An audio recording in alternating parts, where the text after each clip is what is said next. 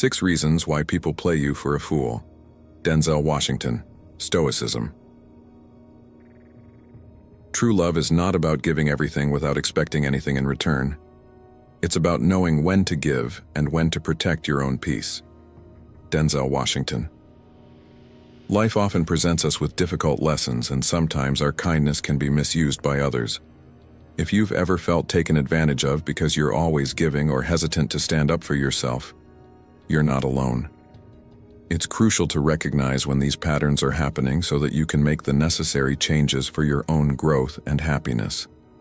In this video, we'll dive into 6 key reasons why people might play you for a fool and how you can avoid being exploited. So what changes will you make today to protect your well-being? Share your thoughts in the comments below.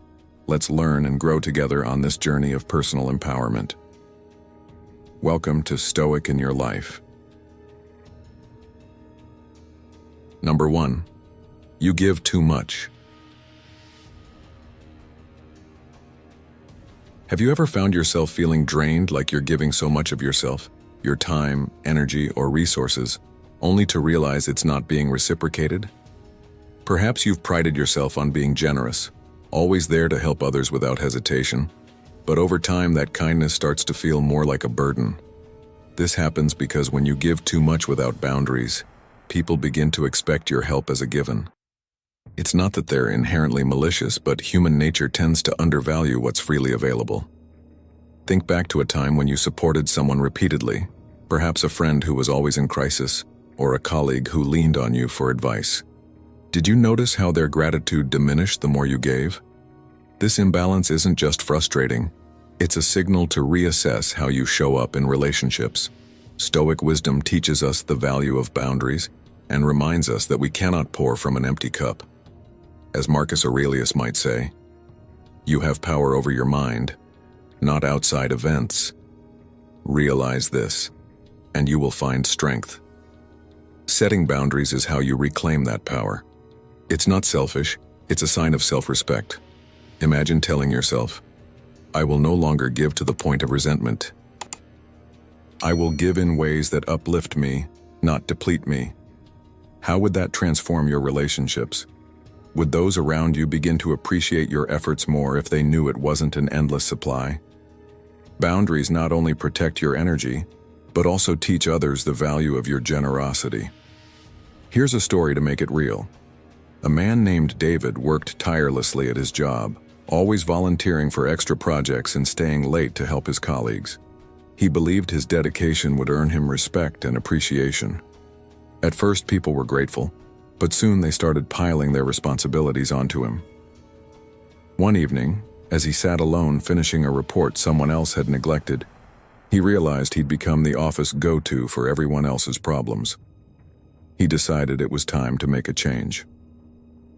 The next day, when a coworker asked him to cover for them yet again, David kindly but firmly said, I can't today. I have my own priorities to handle.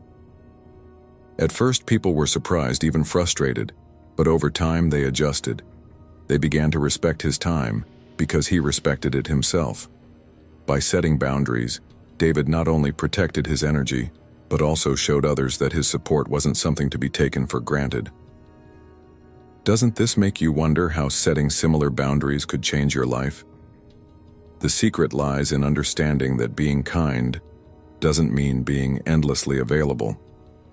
Stoic secrets remind us that our time and energy are precious commodities, and like any resource, they need to be managed wisely.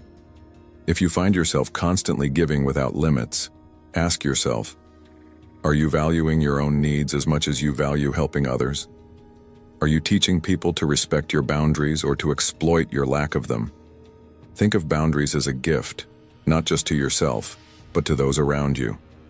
They create space for healthy, reciprocal relationships where kindness is a mutual exchange, not a one-way street. So next time you feel the urge to give without pause, take a moment to reflect. Is this generosity truly serving both of us? Or is it coming at my expense? By honoring your limits, you not only protect your own well-being, but also elevate the quality of your relationships. The lesson here is clear. You don't have to stop giving, but you must give wisely. Boundaries are the armor that allows your kindness to shine without leaving you vulnerable. Let others learn that your time, energy, and care are gifts, not obligations. By doing so, you'll foster relationships rooted in respect, appreciation, and balance. How will you start setting those boundaries today? And more importantly, how will that choice empower you to live with greater purpose and peace? Remember, self-care isn't selfish, it's the foundation of true generosity. Number 2, you ignore the red flags. Red flags are not just minor inconveniences. They are warning signs that indicate something isn't right, even if you can't immediately explain why. These signs often take the form of broken promises, inconsistent behavior, or actions that don't match someone's words. Yet many people dismiss them, either out of fear, hope, or the unwillingness to confront an uncomfortable truth. Instead of addressing the issue, we justify their behavior, convincing ourselves that things will improve or that we're being too critical. However, ignoring red flags is like pretending a leaking roof will fix itself. It might seem manageable at first, but it will eventually cause lasting damage. Consider someone who regularly cancels plans without a valid excuse. At first, you may give them the benefit of the doubt, thinking they're just busy or having a rough time. But when this becomes a pattern, it reveals a deeper lack of consideration for your time and feelings.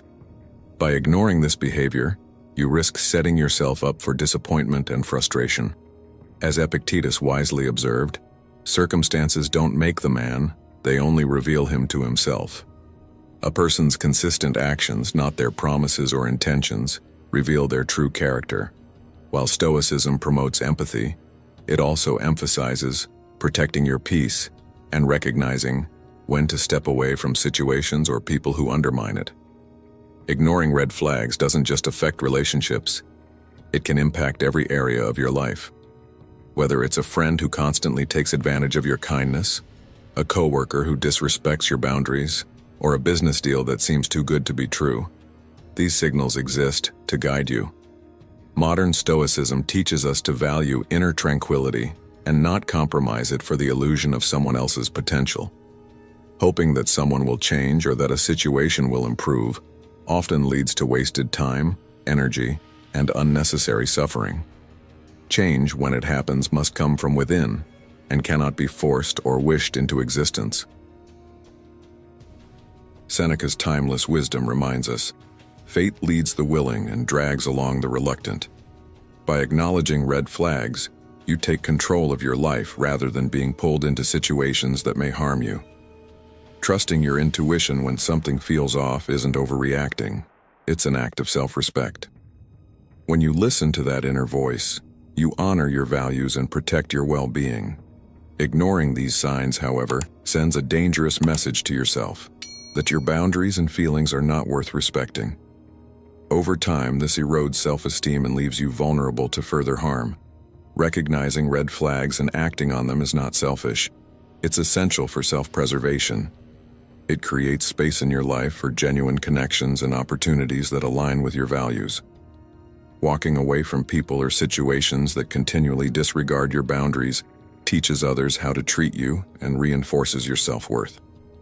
Those who truly care about you will meet your standards instead of expecting you to lower them. As Marcus Aurelius famously said, "You have power over your mind, not outside events." Realize this, and you will find strength. This strength lies in knowing when to walk away and prioritizing your peace over external validation. Ignoring red flags is a disservice to yourself. Trust your instincts, value your boundaries, and have the courage to act when you notice the signs. By doing so, you align with the Stoic principle of living in harmony with reason and truth. Protecting your peace and prioritizing your integrity ensures you don't sacrifice your well-being for the hope of change that may never come. Always remember, your time, energy, and emotional health are too valuable to be wasted on situations or people that consistently show they are unworthy of them. Number 3, you forgive too easily. Forgiveness has always been celebrated as one of humanity's greatest virtues, offering a way to heal emotional wounds and find peace. Stoic philosophy, in particular, views forgiveness as a path to liberation from anger and resentment. As Seneca once observed, anger, if not restrained, is frequently more hurtful to us than the injury that provokes it. However, forgiveness without accountability can lose its value, potentially becoming a tool for others to exploit. In modern Stoicism, forgiving too easily means surrendering control of your boundaries and, ultimately, your own peace.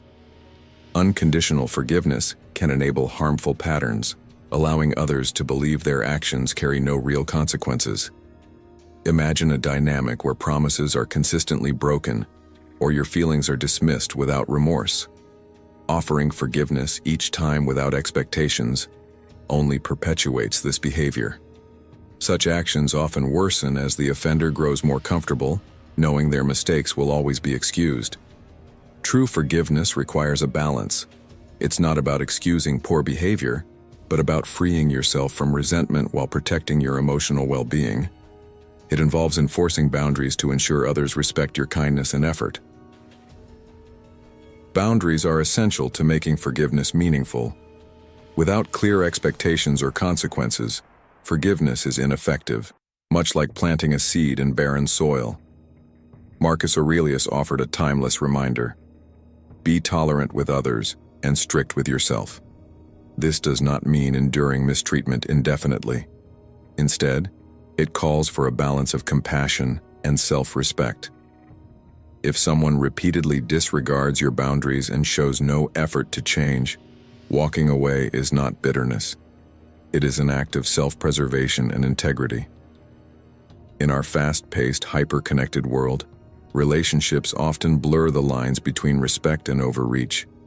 Forgiving too quickly can become a habit, whether to avoid conflict or maintain an illusion of harmony.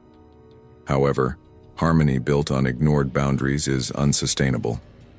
Modern Stoicism teaches that forgiveness should serve your inner peace, not perpetuate cycles of harm. It encourages self-awareness, helping you assess whether forgiveness is an act of strength or a way to sidestep discomfort.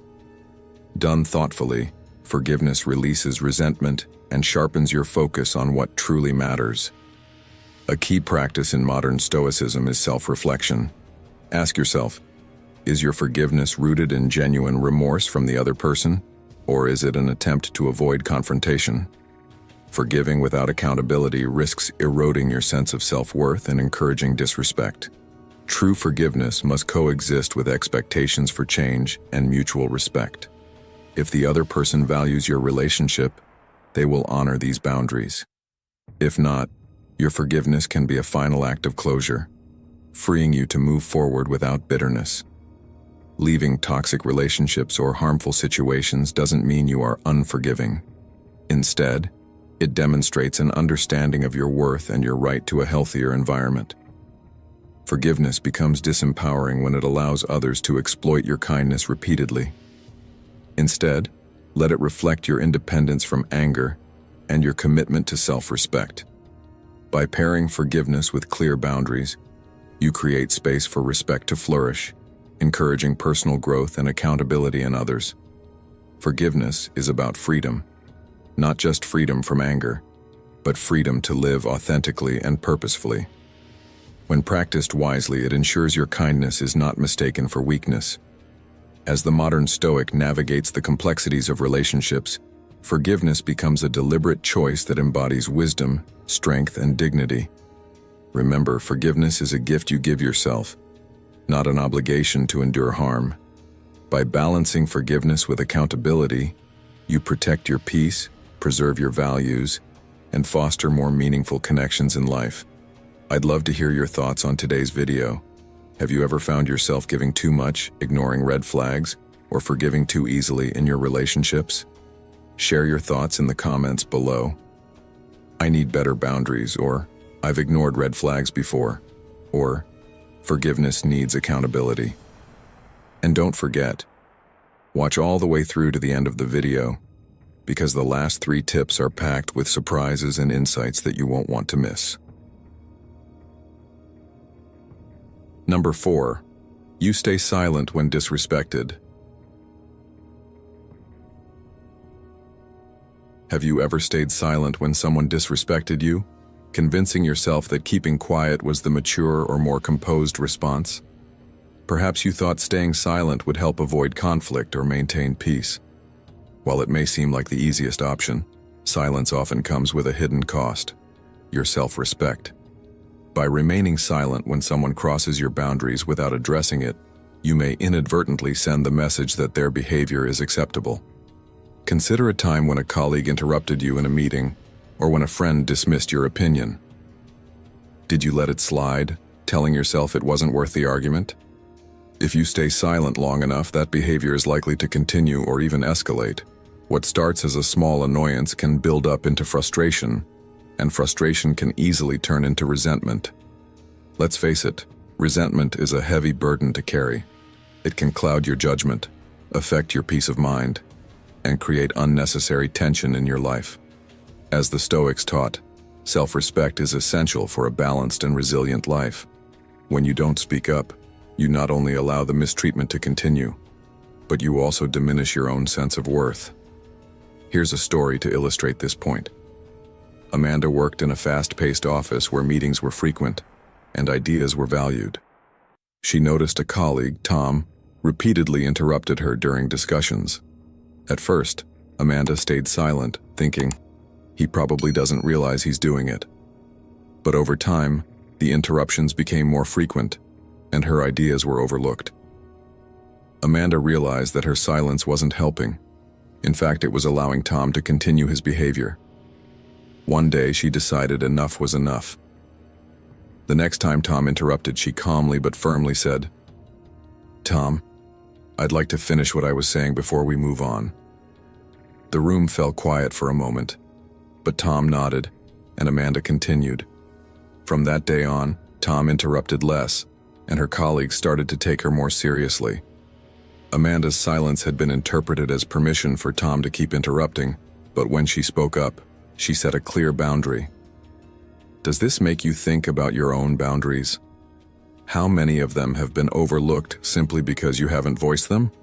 The key takeaway here is that standing up for yourself doesn't mean being confrontational or dramatic. It means calmly and confidently expressing your needs and boundaries. If you've been avoiding confrontation because you fear it will come across as rude or selfish, consider this. How can anyone respect your boundaries if they don't even know they exist? Speaking up is not about creating conflict. It's about protecting your self-worth and ensuring others know how to treat you. As Denzel Washington once said, you have to be brave enough to hold others accountable for how they treat you.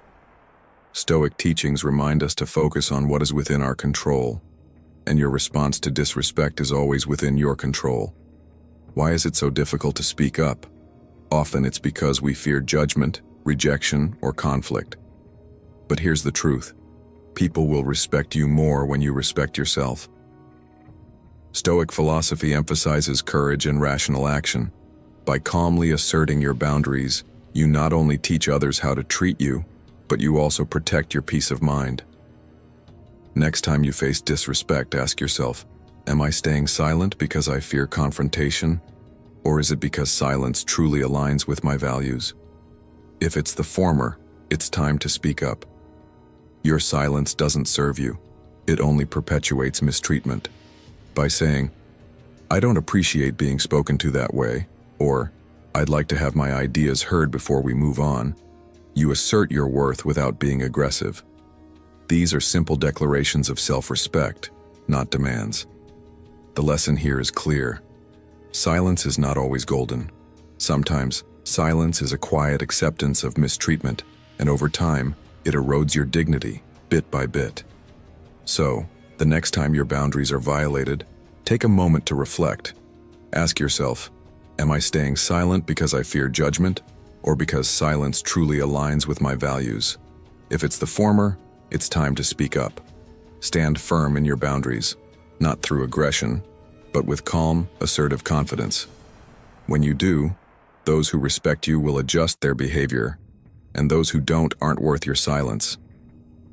Always remember, your voice is a powerful tool. Use it wisely. and others will follow your lead. How will you assert your boundaries today? Number 5. You see the best in everyone. One of the most admirable traits a person can possess is the ability to see the best in others. Believing in the potential of those around you speaks to your inherent empathy, kindness, and optimism.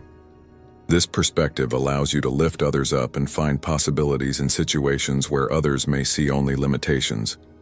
It's a quality that fosters deep, meaningful connections and can inspire change in those around you. However, while your optimism and belief in others' potential are commendable, this trait can sometimes have unintended consequences. Your intentions are clear, to support and uplift others. Yet, your boundless optimism can sometimes obscure the reality of someone's actions. It's easy to focus on what a person could become rather than accepting who they are in the present moment. This idealistic view can lead you to overlook consistent patterns of behavior that don't align with your expectations, resulting in repeated disappointment and emotional harm. When you place too much emphasis on someone's potential, you risk ignoring their current actions and accepting behavior that doesn't meet your needs, values, or desires. For example, think about a friend who consistently cancels plans at the last minute. Each time, you forgive them, holding on to the hope that they will eventually change. You might convince yourself that with enough patience they will eventually prioritize your friendship and honor their commitments. Yet their behavior remains unchanged. Their actions reveal their true priorities and values, which may not align with yours. This recurring pattern of behavior can be disheartening. It forces you to confront the reality that the person may not be as invested in the relationship as you are. The optimism you hold on to can blind you to the truth that change cannot be forced. As Stoic philosopher Epictetus wisely stated, "It is impossible for a man to learn what he thinks he already knows." This advice reminds us that hoping someone will change to meet our expectations often leads to frustration and heartache. True transformation can only happen when the individual chooses to change for themselves. Believing that others will meet the standards you set for them can also hinder your personal growth. By waiting for others to change, you might prevent yourself from moving forward in your own life. You may become trapped in a cycle of unmet expectations, while the other person continues their behavior without facing the consequences. Your well-meaning optimism in this case can unintentionally enable poor behavior rather than encouraging meaningful change. The reality is that change cannot be imposed from the outside. It must come from within.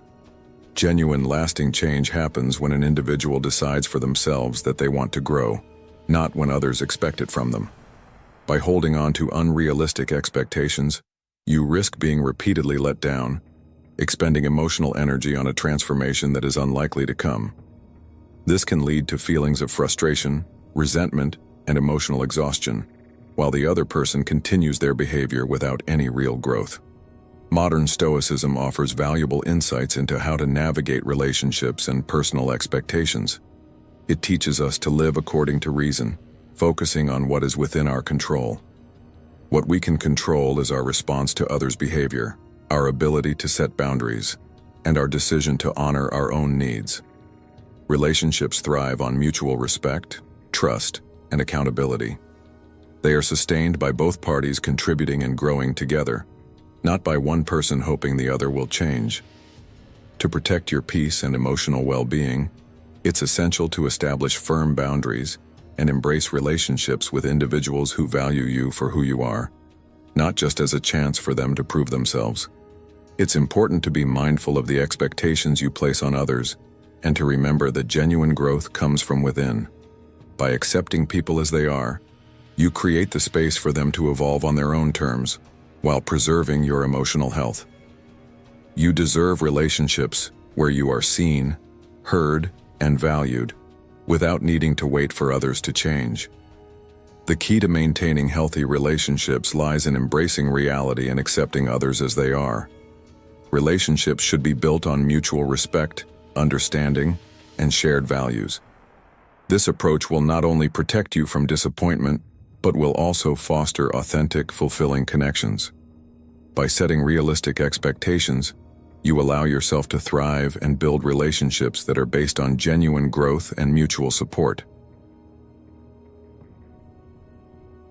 Number 6. You're afraid of being alone. The fear of loneliness is a powerful emotion, one that can drive us to make decisions that don't serve our best interests. It's easy to fall into the mindset that any relationship is better than no relationship at all. But this often leads to settling for connections that are unfulfilling or even damaging. The fear of being alone can blind us to red flags and push us to tolerate poor treatment, all in the name of companionship. As Epictetus, a prominent Stoic philosopher, reminds us, it is impossible for a man to learn what he thinks he already knows. In this case, the knowing is the mistaken belief that being with someone, anyone, is better than solitude. But this mindset robs us of the opportunity to discover our own strength and true happiness. When we cling to a relationship out of fear, we trade our self-respect for temporary comfort, often ignoring our needs and compromising our values. Consider the example of staying in a relationship where you feel unappreciated, disrespected, or undervalued, simply because the alternative, being alone, seems too daunting. This choice traps you in a cycle of dissatisfaction, preventing you from finding the joy and fulfillment you deserve. Modern Stoicism teaches us to challenge these fears by seeing solitude not as a weakness, but as a chance to cultivate inner strength. Instead of fearing being alone, embrace it as a period of self-reflection, growth, and preparation for better relationships in the future. Loneliness is not a punishment. It's an opportunity to reconnect with yourself and redefine your priorities. Solitude, when viewed through the lens of personal growth, is a gift.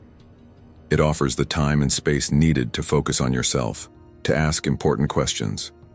What do I truly want in a relationship? What values are non-negotiable? What kind of person am I becoming?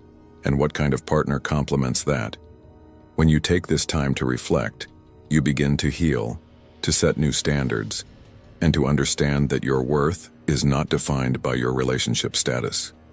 Being alone does not mean being unworthy of love. It means valuing yourself enough to wait for the right connection.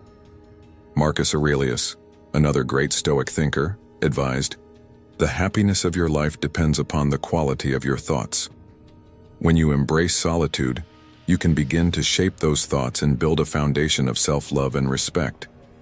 In today's world, where social media constantly bombards us with images of couples and idealized relationships, the fear of being alone can feel even more intense. It's easy to compare your life to others and assume that being single equates to being incomplete. But modern Stoicism challenges this notion by reminding us that true contentment comes from within, not from external validation. Use solitude as a chance to break free from unhealthy patterns and prepare for relationships that align with your values and aspirations. When you stop fearing loneliness, you take back your power and create space for a love that is genuine and reciprocal. Being alone can be a deeply empowering experience. It allows you to set boundaries, rediscover passions, and build a life that reflects your true self. In solitude, you are free to heal from past wounds, grow stronger, and clarify what you will and will not tolerate in future relationships. Choosing to be alone rather than settling is an act of courage and self-respect. It sends a message to yourself and others that you know your worth and refuse to compromise it. As you embrace this mindset, you cultivate the confidence to enter relationships from a place of strength, not fear. The fear of being alone is just that, a fear. And like all fears, it can be faced and overcome with the right perspective. Modern Stoicism teaches us to focus on what is within our control, our thoughts, choices, and actions. Don't let the fear of loneliness dictate your life. Instead, see solitude as a stepping stone toward the relationships and happiness you truly deserve. Remember, it's better to walk alone than with someone who doesn't value you. And in solitude, you might just find the most important relationship of all, the one with yourself. Have you ever stayed silent when disrespected, ignored red flags in a relationship, or stayed in an unhealthy situation because you feared being alone? If you can relate, comment yes or 1 below. And remember, be sure to watch until the end of the video as we dive into 6 ways to protect yourself. You won't want to miss the incredible insights that will truly empower you. 6 ways to protect yourself. Number 1. Learn to set boundaries. People often wonder why they feel like they're being played for a fool by others. The truth is, there are several reasons why this happens, and understanding them can help protect your self-worth. One of the first steps is learning to set boundaries.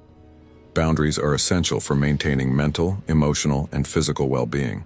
Without clear boundaries, people can take advantage of your kindness, using you without regard for your needs.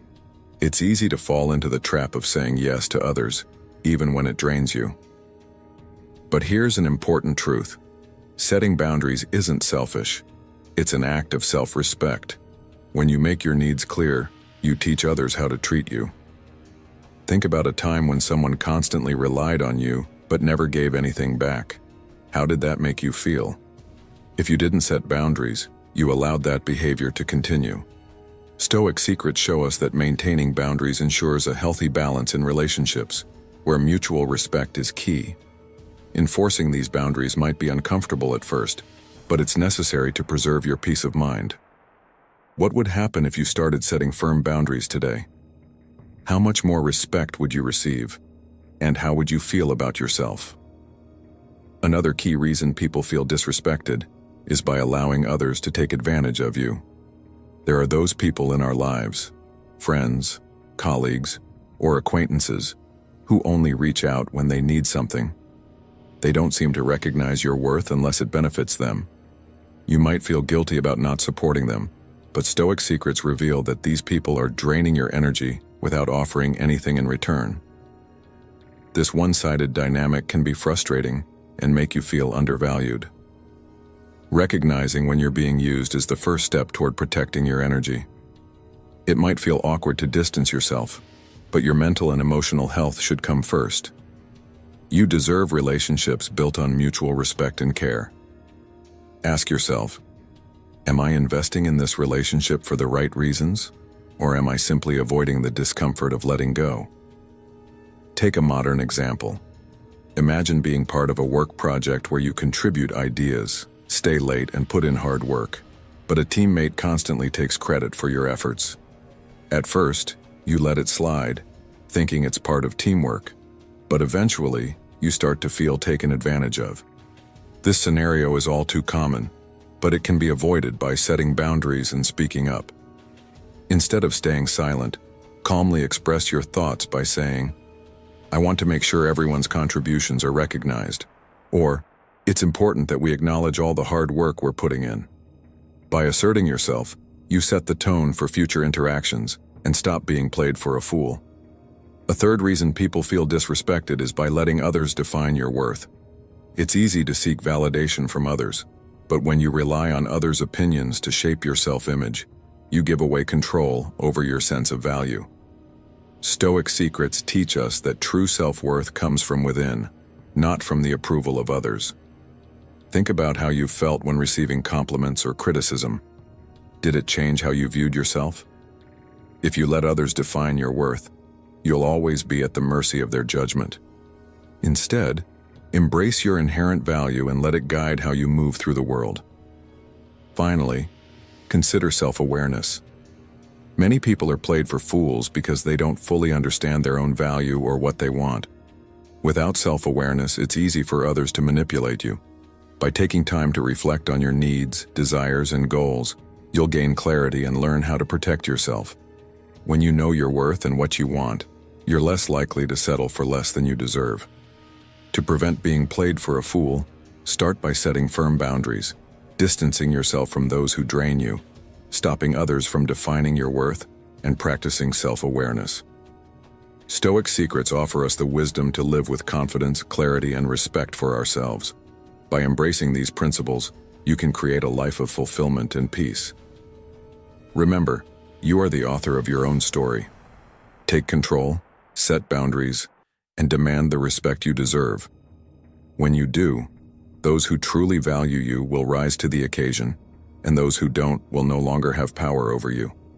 So, how will you begin to take control of your life today? Number 2, trust your intuition. In a world filled with complexities and uncertainties, trusting your intuition can be one of the most powerful tools for self-protection.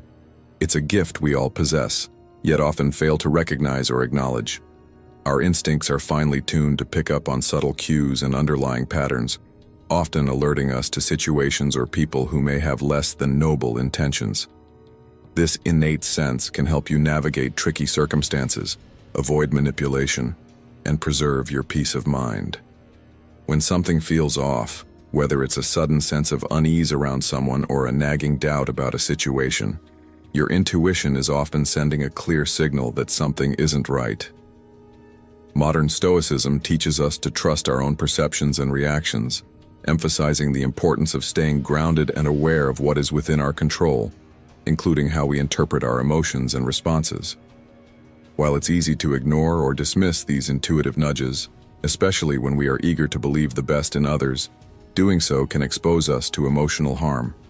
For instance, if you sense discomfort around a colleague who continually makes excuses for their behavior, your gut is likely telling you that something is amiss. You might be tempted to overlook these feelings because the person in question appears well-intentioned, or perhaps you want to trust that their actions are accidental.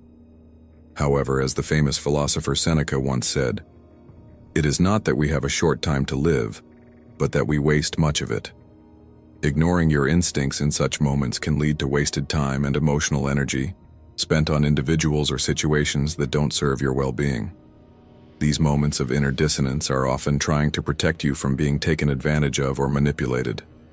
When you dismiss them, you may find yourself stuck in a cycle of frustration, betrayal, and self-doubt.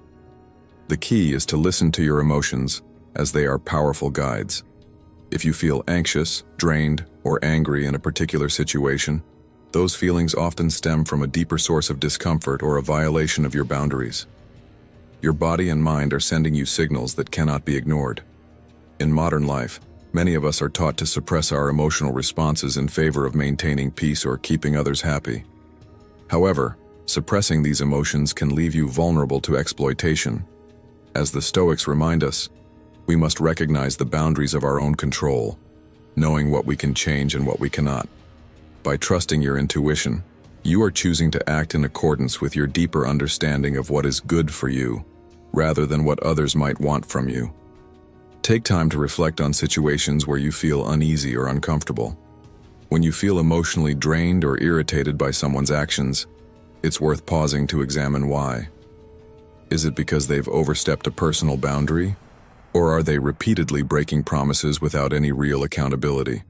Modern Stoicism teaches us the power of self-reflection and rational thinking, being able to step back and consider the reality of a situation without being overly swayed by emotion or external pressures. Trusting your intuition doesn't mean letting fear rule you. It means honoring the wisdom that resides within you, recognizing the subtle signs that protect you from harm. For example, if you sense that a business deal is not as straightforward as it seems, or if a new friendship starts to feel one-sided or manipulative, pay attention to those early warning signs. Instead of dismissing them in favor of optimism or the hope that things will improve, take a moment to assess the situation critically. As Marcus Aurelius famously said, "The best revenge is to be unlike him who performed the injury." By trusting your gut and setting clear boundaries, you're protecting not just your peace but your integrity as well. Trusting your intuition doesn't mean acting impulsively, but rather pausing to listen and reflect. It's about honoring your instincts while grounding them in rational thought. When you allow yourself the space to process your feelings and perceptions, you create a protective shield around yourself, allowing you to make choices that align with your values and well-being. This is especially important in today's fast-paced world, where it can be easy to overlook personal cues in favor of pleasing others or avoiding conflict. In trusting your intuition, you are asserting control over your own life, making decisions that safeguard your emotional and mental health. By acting in alignment with your inner wisdom, you can avoid unnecessary distress and foster healthier, more fulfilling relationships. Number 3. Speak up effectively. Effective communication is one of the core principles of modern Stoicism, serving as a vital tool to safeguard ourselves from being manipulated or exploited in today's fast-paced world. When we fail to express our thoughts, feelings, and needs clearly, we inadvertently create space for others to misinterpret our silence. This can lead to situations where we are taken advantage of without even realizing it. For example, imagine a colleague who regularly asks you to take on extra work without offering any compensation. If you remain silent, they may assume you're okay with the additional responsibilities, leading to more demands without any thought of fairness. By not speaking up, you allow others to treat you in ways that may be uncomfortable, all because they don't realize the boundaries they are crossing. Clear communication, then, is not just important, it's essential. Speaking up is not about being confrontational, but about expressing yourself in ways that promote mutual respect, fairness, and understanding. Assertive communication helps to set boundaries, ensuring that your needs are understood and respected.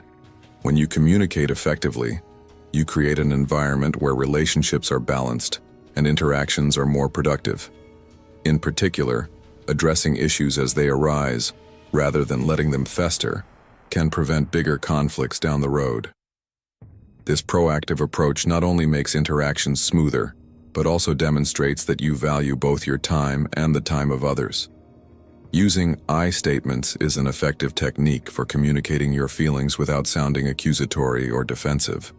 For instance, instead of saying, "You're taking advantage of me," you might say, "I feel uncomfortable when my time is not respected." This shift in language helps maintain a calm, constructive tone, showing that you are taking ownership of your emotions and approaching the conversation with a desire for resolution rather than conflict. It ensures that you can speak your truth while also fostering respect and understanding. In both personal and professional relationships, it's crucial to communicate clearly. Staying silent when you feel disrespected or overlooked can lead to further exploitation, because the other person may not realize their actions are harmful. When you speak up, you teach others how to treat you with respect, while also asserting your emotional boundaries. By doing so, you protect your own well-being, ensuring that your needs are met and that you are not taken advantage of. Speaking up is an act of self-respect that shows others you deserve to be treated with consideration. Remember, speaking up is not just about defending yourself.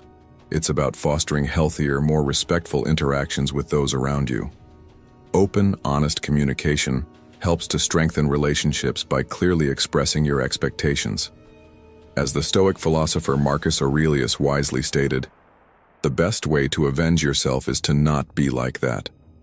This quote highlights the power of controlling your own behavior and communication instead of waiting for others to change. By setting the tone for how you expect to be treated, you create an environment of respect that benefits everyone. Modern Stoicism teaches us that self-respect is fundamental to leading a fulfilling life. The courage to communicate our feelings and needs is empowering, contributing to personal growth and resilience in the face of life's challenges. By taking responsibility for how we communicate and setting clear boundaries, we not only protect ourselves from exploitation, but also create the space for deeper, more meaningful relationships. When we apply these principles, we build a foundation of mutual respect in which we can thrive both personally and professionally. Speaking up is about more than just protecting yourself. It's about asserting your worth and creating relationships based on fairness and respect. By expressing your needs with confidence, you ensure that you are never taken for granted and that you maintain your dignity in all aspects of life. Do you often find yourself staying silent when disrespected, or struggle to set boundaries with others? If you've ever felt like you're being played for a fool, comment yes or 1 below. And be sure to watch until the end of the video because we've got even more valuable insights coming your way. The last 3 points are packed with surprising and powerful takeaways. You won't want to miss them. Number 4, respect and love yourself. Have you ever felt like people were taking advantage of your kindness, pushing your limits without hesitation? Maybe you found yourself in a situation where you're constantly giving, yet you're left feeling drained, unappreciated, and empty. This scenario is more common than you might think, and the root cause often lies in one critical aspect of life: respecting and loving yourself. The way we treat ourselves sets the stage for how others treat us. When you don't respect and value yourself, people may start to take your kindness for granted, exploiting it without remorse. However, when you understand your worth and establish clear standards for how you should be treated, things begin to change. This is where Stoic secrets come into play. Stoicism teaches the importance of self-respect, understanding who you are, what you stand for, and refusing to allow others to diminish your value. Have you ever had a friend who constantly asked for favors but never offered anything in return? Or perhaps a colleague who took credit for your hard work without acknowledging your contributions? These are just some examples of how people can exploit your generosity, and it's easy to let it slide, thinking it's easier to avoid confrontation. But what happens when you don't speak up? You may be allowing that behavior to continue unchecked, without realizing the damage it's doing to your emotional well-being. The truth is, self-respect means knowing your worth and standing firm in what you deserve. When you find yourself in relationships where you're constantly giving but never receiving the same care or effort, it's a signal that something needs to change. Loving yourself doesn't mean you're selfish. It means recognizing that your needs, feelings, and energy are just as valuable as those of others. If someone's actions are constantly draining your energy or making you feel unimportant, it's time to take a step back and evaluate whether the relationship is truly serving you. Stoic secrets also remind us that it's essential to protect your peace by setting boundaries that protect your emotional health. This is where the power of self-love comes in. When you practice self-respect, you begin to make choices that prioritize your well-being over the fear of losing people or avoiding conflict. Take a moment and think about your own life. Are you giving more than you're receiving? Are you tolerating mistreatment because you fear being alone or losing someone? Many of us fall into the trap of thinking that enduring poor treatment is just part of being in a relationship, but this only leads to resentment and burnout. Instead, start to recognize the importance of self-love and set healthy boundaries. Whether it's a friend who always asks for favors or a colleague who consistently takes credit for your work, it's essential to speak up and communicate your needs clearly. For example, imagine you're in a friendship where you're the one making all the effort, initiating plans, doing favors, and supporting them. But when you need something, they're nowhere to be found. This starts to drain your energy, and you begin to feel unappreciated. The key to breaking this cycle is to step back and focus on your own needs. You could say something like, "I need to take a break from always being the one to initiate plans," or "I can't keep giving without receiving the same in return." This simple shift allows you to regain control of your emotional well-being. By practicing self-respect and self-love, you take back your power. You stop tolerating relationships that drain you, and you start setting boundaries that protect your peace and dignity. Ask yourself this: how much better would your life be if you started prioritizing your own needs and values? How would your relationships shift if you began to set clear boundaries? The beauty of self-love is that it doesn't just protect you, it teaches others how to respect and value you too. What steps will you take today to love and respect yourself more? What boundaries do you need to set to ensure you're treated with the care and consideration you deserve? The answers to these questions hold the key to transforming not only your relationships, but your entire life. By embracing Stoic secrets, you can create a life that honors your worth, nurtures your well-being, and protects your peace. And as you start practicing self-love, you'll notice that those who truly value you will rise to the occasion, while those who don't will fall away. Number 5. Set clear expectations. Clear expectations are the foundation of healthy, balanced relationships, offering a framework that helps define mutual understanding and respect. Without clear communication of needs and boundaries, relationships, whether romantic, professional, or familial, can become unbalanced, leading to frustration and resentment. This imbalance often occurs when one party unknowingly takes advantage of the other's willingness to give. For example, if you're always the one putting in the effort to make plans or stay connected, the other person may start to take it for granted, assuming you're always available. This can happen unintentionally, but it highlights the importance of setting and communicating clear boundaries. Setting expectations isn't about being rigid or controlling. It's about expressing your needs in a way that promotes mutual understanding. Modern Stoicism teaches us that while we can't control others, we can control our actions and responses, including how we communicate our needs. For instance, in a romantic relationship, setting clear expectations about communication, time together, and emotional support ensures both parties are aligned. Similarly, in friendships or work environments, establishing what you need in terms of time, energy, and commitment helps avoid misunderstandings and potential burnout. When expectations are vague, one person might inadvertently demand more than the other is willing to give, causing tension. Setting clear expectations also involves listening to the needs of others. Healthy relationships are a two-way street, and both individuals must be open to discussing and understanding each other's expectations.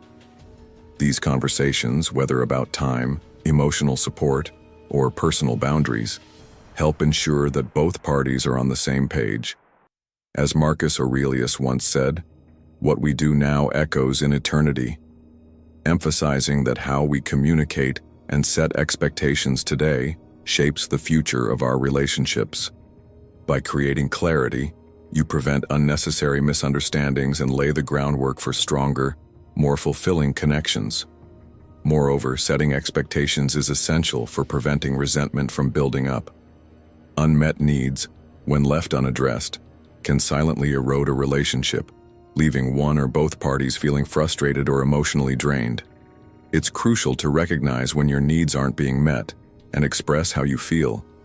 Stoicism teaches us not to let emotions control us, but it also emphasizes the importance of recognizing when boundaries have been crossed. If you're feeling neglected or unheard in a relationship, it's essential to speak up. Addressing the issue calmly can prevent negative emotions from festering and ensure both sides understand each other's needs, ultimately strengthening the relationship. In today's fast-paced world, where distractions like social media and work pressures are ever present, setting clear expectations is more critical than ever. People often feel overwhelmed or unappreciated because their needs are not clearly communicated or respected. By defining and expressing your boundaries, you create space for respect and understanding to thrive. This not only benefits your relationships, but also supports your emotional well-being. As the Stoics remind us, it's not external circumstances that affect us, but our responses to them. By setting clear expectations, you take control of your relationships and avoid being placed in situations where you feel exploited or taken advantage of. This proactive approach fosters stronger, more respectful relationships where both individuals feel valued. Healthy relationships are built on mutual respect and understanding, which can only be achieved through open communication. By taking the time to set and communicate your expectations, you lay the foundation for trust, empathy, and fairness. Setting clear expectations is not just about preventing frustration or resentment, it's about creating the conditions for growth and connection. As modern Stoicism teaches, while we can't control the actions of others, we can control how we communicate and respond to the dynamics in our relationships. By setting boundaries and expressing your needs, you play an active role in shaping relationships that are healthy, balanced, and fulfilling for everyone involved. Number 6, build a supportive network. Building a strong support system is one of the most crucial steps you can take to protect yourself from exploitation, as modern Stoicism teaches the importance of surrounding oneself with wise, supportive individuals who can offer guidance during difficult times. In today's fast-paced world, where manipulation and self-interest are often at play, having a network of friends, family, or mentors who genuinely care about your well-being can make all the difference. When you're faced with someone who is overstepping boundaries or making unreasonable demands, having trusted individuals in your corner, allows you to gain valuable perspective. These people can help you see things from a clearer viewpoint and provide you with the advice and reassurance you need to navigate these tricky situations.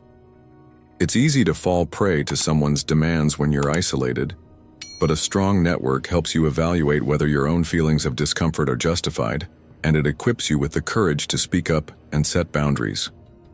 It's important, however, to recognize when someone in your life is not supportive, or worse, is using you for their personal gain. A key aspect of modern Stoicism is understanding the importance of maintaining your integrity and being mindful of the people you allow into your life. If you notice that a relationship is one-sided, where the other person consistently takes more than they give, it's time to assess whether they truly have your best interests at heart. We often get caught up in the expectations of others, feeling obligated to please them, but true support should be reciprocal. As the Stoic philosopher Seneca once said, "Associate with people who are likely to improve you." A supportive network is not just about having people to talk to, but about having those who encourage your growth and well-being, not those who drain your energy or take advantage of your kindness. The value of a strong support system goes beyond just having someone to talk to in times of crisis. It also means knowing when to lean on others for emotional and mental support, without fear of judgment or hesitation. Modern Stoicism teaches that seeking advice or emotional care from others is not a weakness, but a strength, as it helps you make decisions that align with your values and well-being. Sometimes, the perspective of someone outside your immediate situation can shed light on blind spots you might have missed, helping you make wiser choices. A trusted network offers more than just advice. It provides reassurance in the face of adversity, giving you the strength to stand firm in your decisions and act in ways that are true to your principles. In today's world, where manipulation is all too common, creating a safety net of people who truly respect and care for you is essential to maintaining your emotional health. A strong support system gives you the foundation to stand up for yourself and advocate for your needs. It's easier to resist exploitation when you're not doing so alone, and when you have people who genuinely care for your well-being, they'll remind you of your worth and help you make decisions that protect your peace of mind. By surrounding yourself with individuals who align with your values, you create a protective barrier against negative influences, ensuring that you are not easily taken advantage of.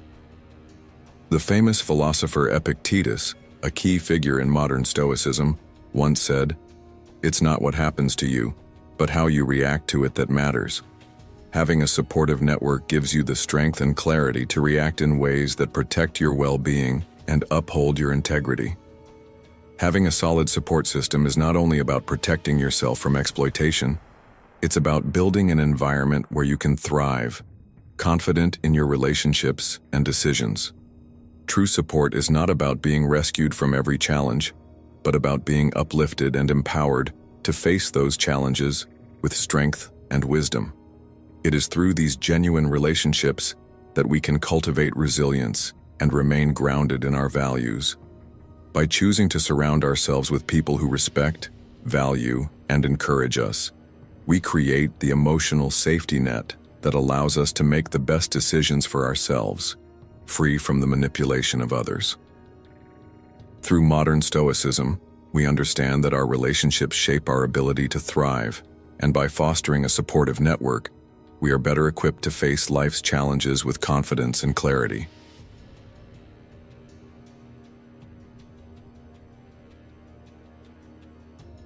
In conclusion, self-reflection is crucial in identifying when you're being taken advantage of. If you recognize any of these behaviors in your relationships, it's time to take action. Setting boundaries, listening to your intuition, and valuing yourself are all essential tools to protect yourself from exploitation. You deserve relationships that are balanced and reciprocal, where respect and care are mutual. Don't hesitate to assert your needs and make the changes necessary to create healthier, more fulfilling connections. Remember, your kindness should never be exploited, and setting boundaries is a key step in ensuring you're treated with the respect you deserve. If you found this video helpful, be sure to like, share, and subscribe to Stoic in Your Life for more insightful content. Don't forget to turn on notifications so you never miss an upcoming video. Thank you for watching, and I'll see you in the next one. 11 ways to make them regret not valuing you. Stoicism. It is not what happens to you, but how you react to it that matters. Epictetus. Welcome back to Stoic in Your Life. Have you ever felt like you're giving so much of yourself but getting little in return? It's frustrating, right? We've all been there, questioning why certain people just can't seem to recognize our true worth. But today, we're flipping the script. We're going to show them what they're missing out on. You're about to discover 11 powerful Stoic strategies to make them regret not valuing you the way you deserve. But first, let's dive deep. Why does their indifference sting so much? Why do their dismissive actions leave you feeling hollow?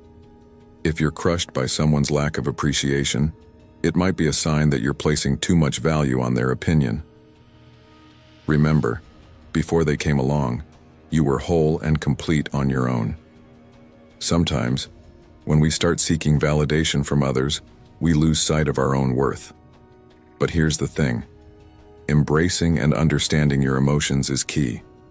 Ignoring them won't help you grow. Realizing your value isn't tied to someone else's recognition is the first step toward reclaiming your power and moving forward with confidence. Today, we're diving deep into 11 powerful ways to make those who didn't see your worth think twice. This isn't about playing games or being manipulative. It's about reclaiming your sense of self-worth and carrying yourself with the quiet confidence that commands respect. So, whether you felt slighted by a partner, friend, or colleague, these strategies will empower you to shift the dynamics in your favor while staying true to Stoic principles. Let's get started with a firm foundation in Stoic wisdom and bring that wisdom into our everyday lives. The first thing to remember is that a true Stoic doesn't let others' opinions dictate their self-worth. As Marcus Aurelius wisely put it, you have power over your mind, not outside events. Realize this, and you will find strength. Imagine you're in a situation where someone important to you isn't giving you the appreciation you deserve. It stings, doesn't it? But here's where Stoicism comes into play. A Stoic knows that the only things within our control are our thoughts, actions, and reactions. Everything else, including others' opinions, is beyond our control. So why let their lack of appreciation disturb your peace? When you realize this, you free yourself from the chains of seeking validation from others and begin to value yourself for who you are. Next, consider why this lack of appreciation bothers you. Seneca tells us, "He who is brave is free." The bravery here lies in facing our discomfort and understanding its root. Ask yourself, why does this bug me so much? Is it because you've placed too much value on someone else's opinion? Or perhaps it's because their judgment touches on an insecurity of yours. Whatever the reason, acknowledging it allows you to address it and move forward with clarity. Remember, your worth isn't tied to their recognition. It's rooted in your actions, your virtues, and your character. One of the key strategies in making others regret not valuing you is to shift your focus back to yourself. This doesn't mean becoming self-centered, but rather investing in your growth and well-being. Epictetus famously said, "No man is free who is not a master of himself." When you dedicate time and energy to improving yourself, whether it's through learning, fitness, or honing a skill, you naturally become more confident.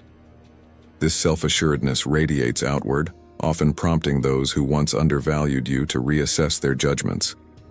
After all, nothing is more attractive than a person who knows their worth and isn't afraid to show it. Another crucial aspect of Stoic philosophy is understanding that the universe operates in ways we may not always comprehend. "Fate leads the willing and drags along the unwilling," wrote Seneca. If someone in your life fails to see your value, perhaps it's the universe's way of guiding you toward better connections and opportunities. Instead of dwelling on the loss, view it as a redirection. Use this as a time to strengthen your inner circle with those who genuinely appreciate and uplift you. Furthermore, Never underestimate the power of silence. When someone doesn't value you, often the most powerful response is no response at all. Silence can speak volumes where words might fall short.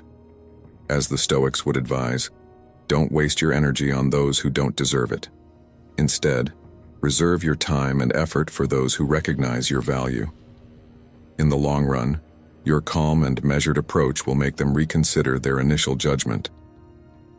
It is not that we have a short time to live, but that we waste a lot of it. Seneca reminds us, urging us to invest our time wisely. Now let's discuss the importance of setting boundaries. Boundaries are crucial in maintaining your dignity and self-respect. By establishing clear limits on how you allow others to treat you, you send a strong message that you won't tolerate being undervalued. This might mean saying no to requests that don't serve your well-being or distancing yourself from toxic relationships. As Marcus Aurelius said, "The best revenge is to be unlike him who performed the injury."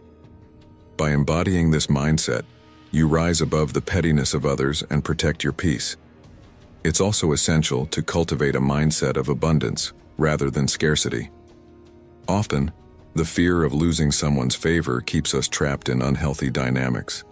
But when you adopt the belief that there are plenty of opportunities, connections, and experiences out there, you no longer cling to those who don't appreciate you.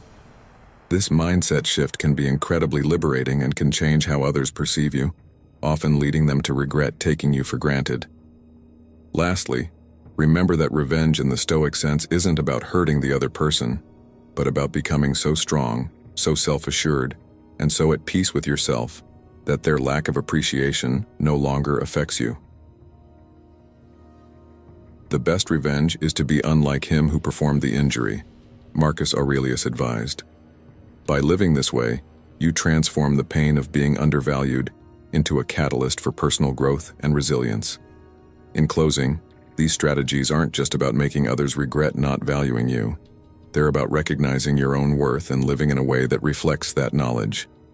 When you stop chasing others' approval and start living according to your own values, you become the person others wish they hadn't overlooked. And in doing so, you not only command respect but also create a life of fulfillment and purpose, guided by the timeless wisdom of Stoicism.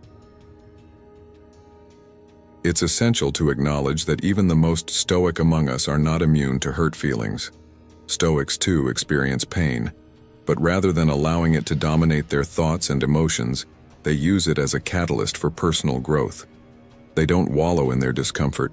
Instead, they ask themselves, what can I learn from this experience? How can this adversity make me stronger?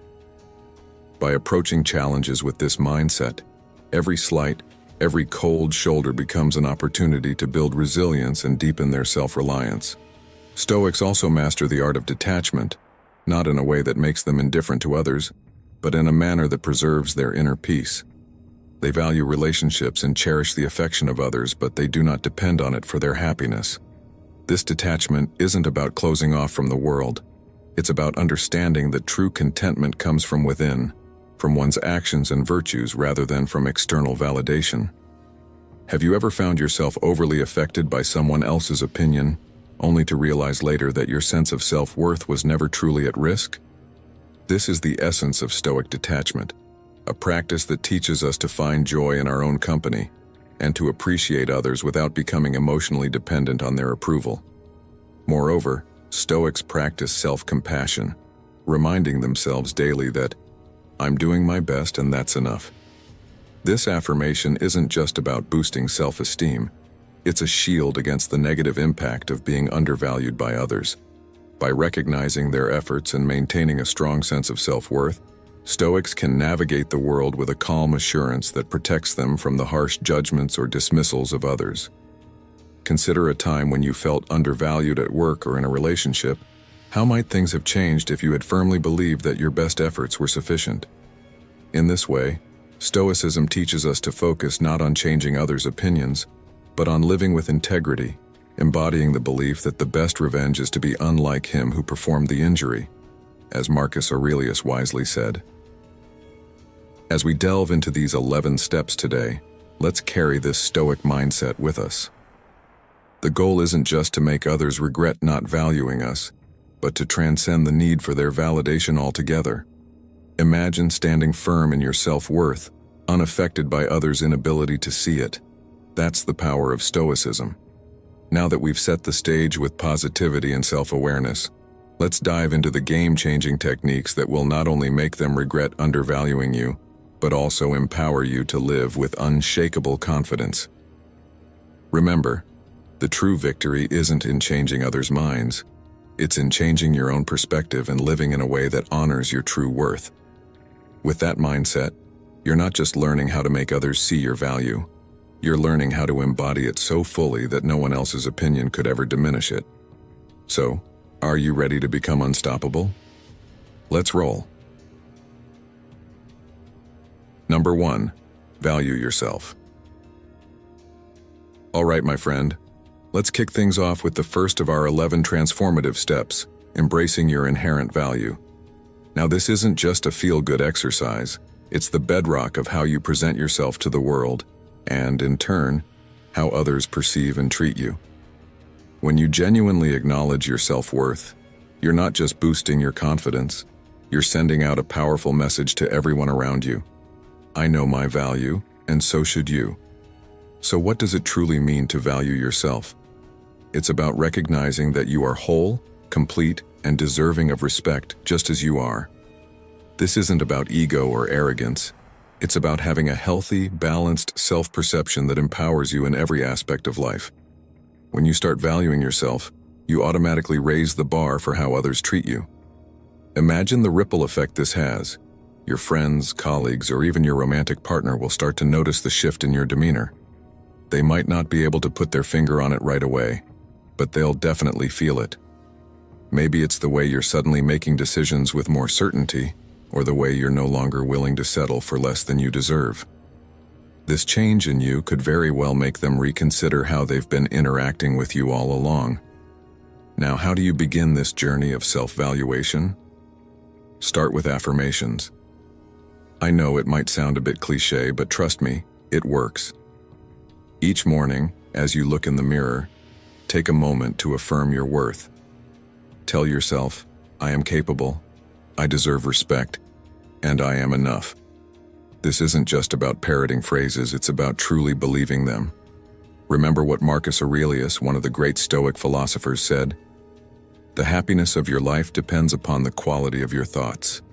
By feeding your mind positive, affirming thoughts, you're setting the stage for a more empowered, fulfilled life.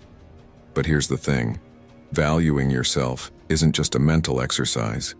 It's about taking actions that reflect your self-worth.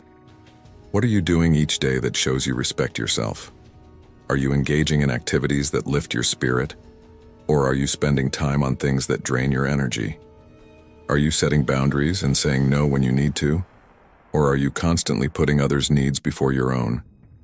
Every decision you make either reinforces your value or diminishes it. So choose wisely. When you start making choices that prioritize your well-being, you'll find that others naturally begin to treat you with more respect.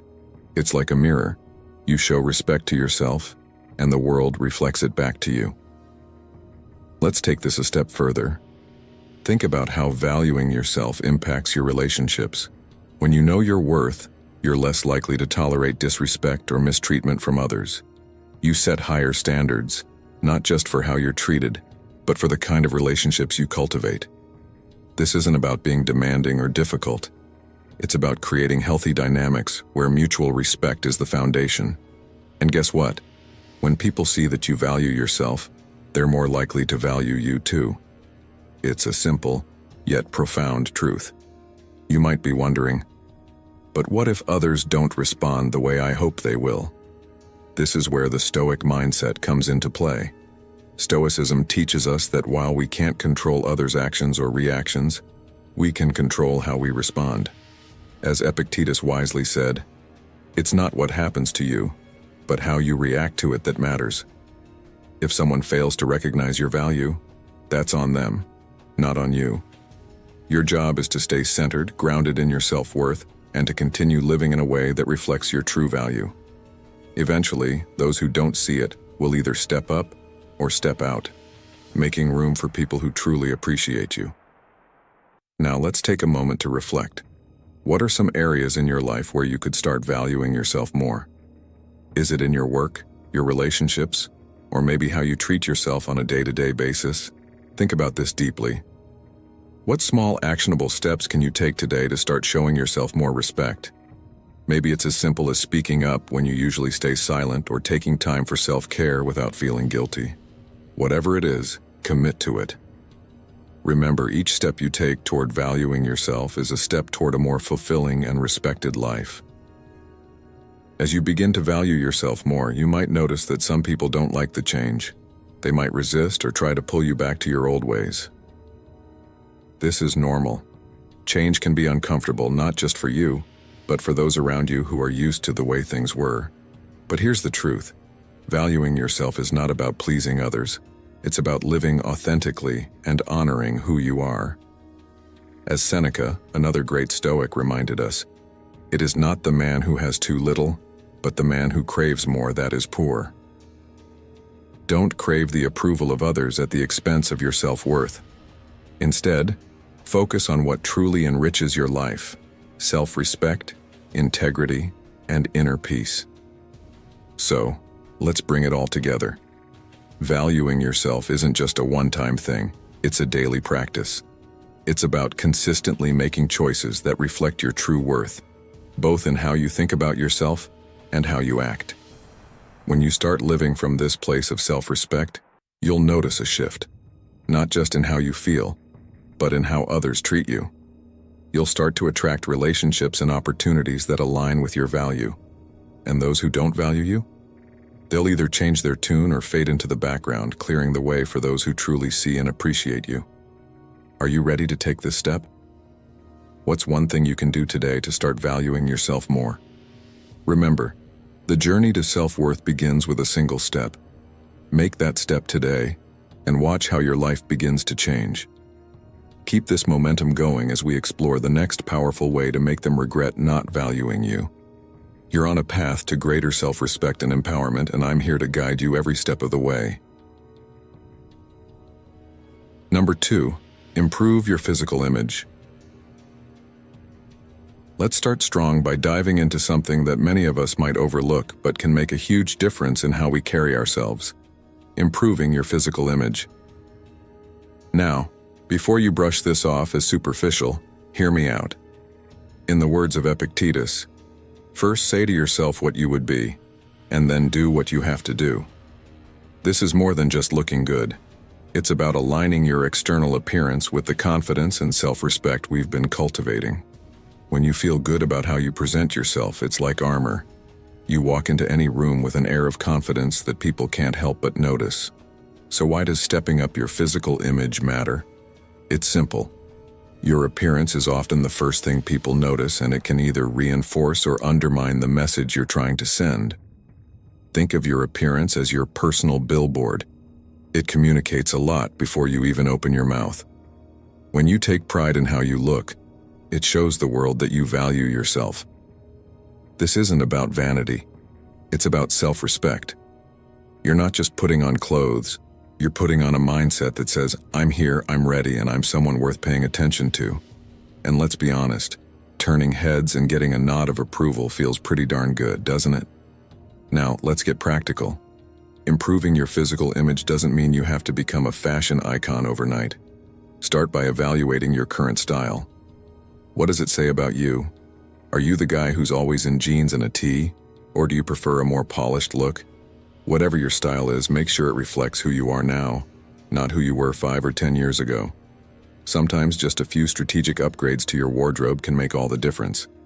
Maybe it's time to invest in a well-fitted blazer, or perhaps a new pair of shoes that add a bit of sophistication to your casual look.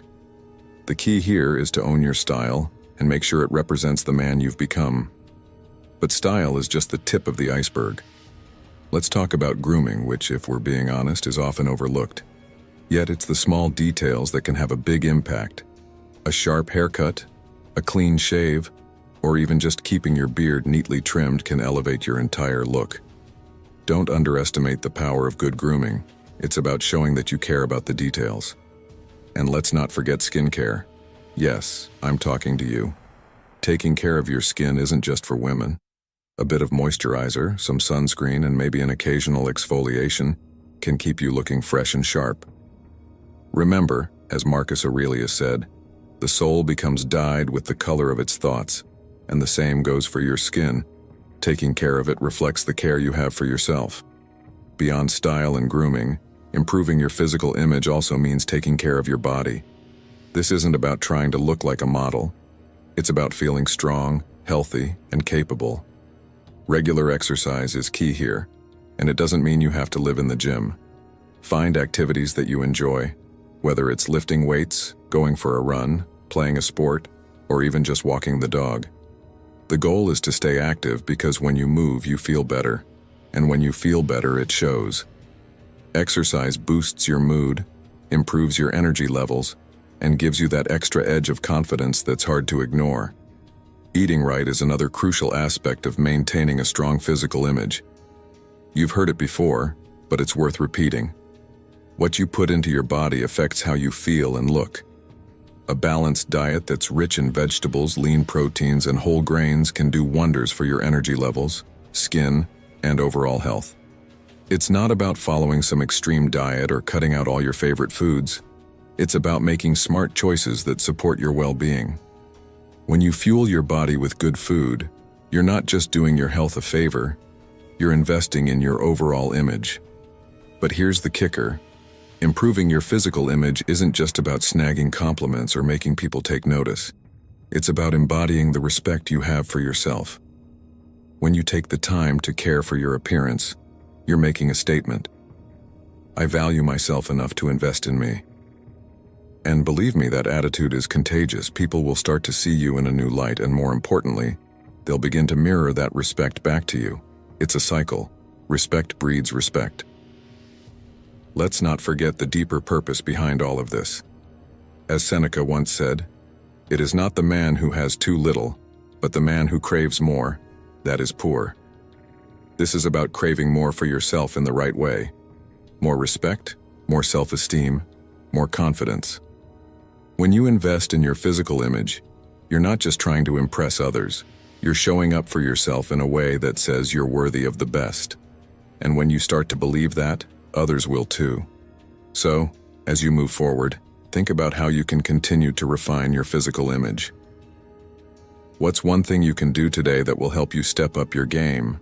Maybe it's as simple as scheduling that overdue haircut, or perhaps it's finally clearing out your closet of clothes that no longer fit your style. Each step you take is a step toward a more empowered, confident you. And remember, this journey isn't about perfection, it's about progress. It's about rising above old habits, old narratives, and stepping into the best version of yourself. Improving your physical image is a powerful way to assert your value, not just to others, but to yourself. It's about showing up in the world as the man you want to be, strong, confident, and undeniably respectable. So, gentlemen, keep striving, keep improving, and most importantly, keep respecting yourself. You've got this, and the best is yet to come. Now let's gear up for the next step in this journey. Number 3, smile more often. One thing that might seem simple on the surface but has the power to change the way you interact with the world. Smiling more often. Now, before you brush this off as just a friendly gesture, let me tell you, it's so much more than that. Smiling is like a secret weapon in life's toolkit, a small action that can have a massive impact on how you feel and how others perceive you. When you flash a genuine smile, you're not just showing off those pearly whites. You're radiating positivity, confidence, and approachability, all in one go. It's like flipping a switch that brightens not just your day, but the entire room you're in. But here's the real kicker. When you make smiling a habit, you're not just improving your mood. You're influencing how others respond to you, making them more likely to treat you with kindness and respect. That's right. A simple smile can make people around you see you in a whole new light. Let's break it down a bit more. Picture this. You're walking down the street, and someone catches your eye. You give them a friendly smile, and almost instinctively, they smile back. It's contagious, like a ripple effect of positivity. And that's the beauty of it. When you smile, you're setting off a chain reaction of goodwill. It's a universal language that transcends words, and it has the power to make you more approachable and likable. Think about your relationships. Whether it's with a partner, a friend, or even a coworker, a smile can dissolve tension, make difficult conversations a bit easier, and create an environment where people feel comfortable and valued. Imagine coming home after a rough day, and instead of being greeted by a frown, you're met with a warm, genuine smile. Doesn't that just make everything feel a bit better? That's the power you hold when you choose to smile more often. It's not just about making yourself feel good. It's about creating a space where others feel good around you too. And if you're out there looking for love, or even just trying to make new connections, let me tell you, a smile is one of the most attractive things you can wear. It shows that you're confident, open, and ready to engage with the world. People are naturally drawn to those who exude positivity, and a smile is the easiest way to send that signal. But here's the thing, it's not just about social interactions. Smiling has some serious benefits for your health too. When you smile, your brain releases endorphins, those feel-good chemicals that help reduce stress and boost your mood. It's like giving yourself a little shot of happiness every time you smile, and who wouldn't want that? Now, I get it. There are days when smiling feels like the last thing you want to do. Life can be tough, and it's not always easy to find a reason to smile. But here's a little trick that can help. Start your day with a smile. Before you even reach for your phone or get out of bed, take a moment to smile at yourself in the mirror. It might feel a bit silly at first, but this simple act can set a positive tone for your entire day. You're essentially telling yourself, I'm ready for whatever comes my way today. And you know what? That mindset shift can make a huge difference. It's about rising above the challenges and choosing to face the day with a positive spirit. What's one thing that makes you smile? It could be something simple like a good cup of coffee in the morning, a favorite song, or a fond memory. Take a moment to think about it and hold on to that thought next time you need a little boost. Remember, a smile isn't just a reaction, it's a choice, and it's one of the most powerful tools you have in your arsenal. So keep that smile ready, and let it be your secret weapon as you navigate through life's ups and downs. In closing, smiling more often isn't just about looking friendly. It's about embodying the positive, confident person you're striving to be. It's a way to rise above the mundane and show the world, and yourself, that you're ready to take on whatever comes your way with a smile. So, go ahead and flash that winning smile as we move on to the next powerful way to make them regret not valuing you. And remember, every time you smile, you're reaffirming your worth and spreading a little bit of joy in the world. Isn't that something worth smiling about? Thanks for joining me in today's video. I'd love to hear what you think of what I shared. Which of these 3 ways do you think are the most effective for making others see your value? If you're not sure how to write a comment, try sharing a personal story or a specific way you've applied the principles of Stoicism to your life. I'd love to hear from you. Number 4, be kind but limit contact. Let's discover a strategy that might just be the most underrated yet powerful tool in your arsenal. Being kind while knowing when to limit contact. This isn't just about being nice or playing hard to get. It's about mastering the art of balance between showing compassion and protecting your own peace of mind. Kindness is often seen as a weakness in a world that rewards assertiveness and self-interest, but in reality, it's a sign of inner strength and confidence. As Marcus Aurelius, one of the greatest Stoic philosophers, once said, "The best revenge is to be unlike him who performed the injury." This means that in the face of adversity or disrespect, maintaining your kindness is a way of rising above the fray. But, and this is crucial, you must also learn to safeguard your energy and time. Not everyone who benefits from your kindness will value it, and that's where you need to draw the line. Let's break this down a bit. When you're kind, you're essentially sending out positive energy into the world, and that's a wonderful thing. It makes people feel good around you. and it often makes you feel good about yourself. But here's where things can get tricky. If you're too available or too giving, especially with people who don't reciprocate, you risk being taken for granted. Think about it. How many times have you found yourself bending over backward for someone who never seems to do the same for you? Maybe it's a friend who only calls when they need a favor, or a colleague who always expects you to cover for them, but never offers the same in return. These are the situations where you need to be kind, yes, but also strategic. It's about setting boundaries that protect your well-being while still allowing you to be the generous, compassionate person you are. Consider this. You have a friend who constantly leans on you for support, yet when you need them, they're nowhere to be found. It's tempting to keep giving because that's who you are, a kind and supportive person. But what happens when this pattern continues? You start to feel drained, unappreciated, maybe even resentful. This is your cue to limit contact, not in a harsh or punitive way, but in a way that preserves your energy. You can still be kind, offer a listening ear or a word of encouragement, but you don't need to pour all your time and emotional energy into a relationship that isn't balanced. This isn't about cutting people off. It's about recalibrating how much you give based on what you receive.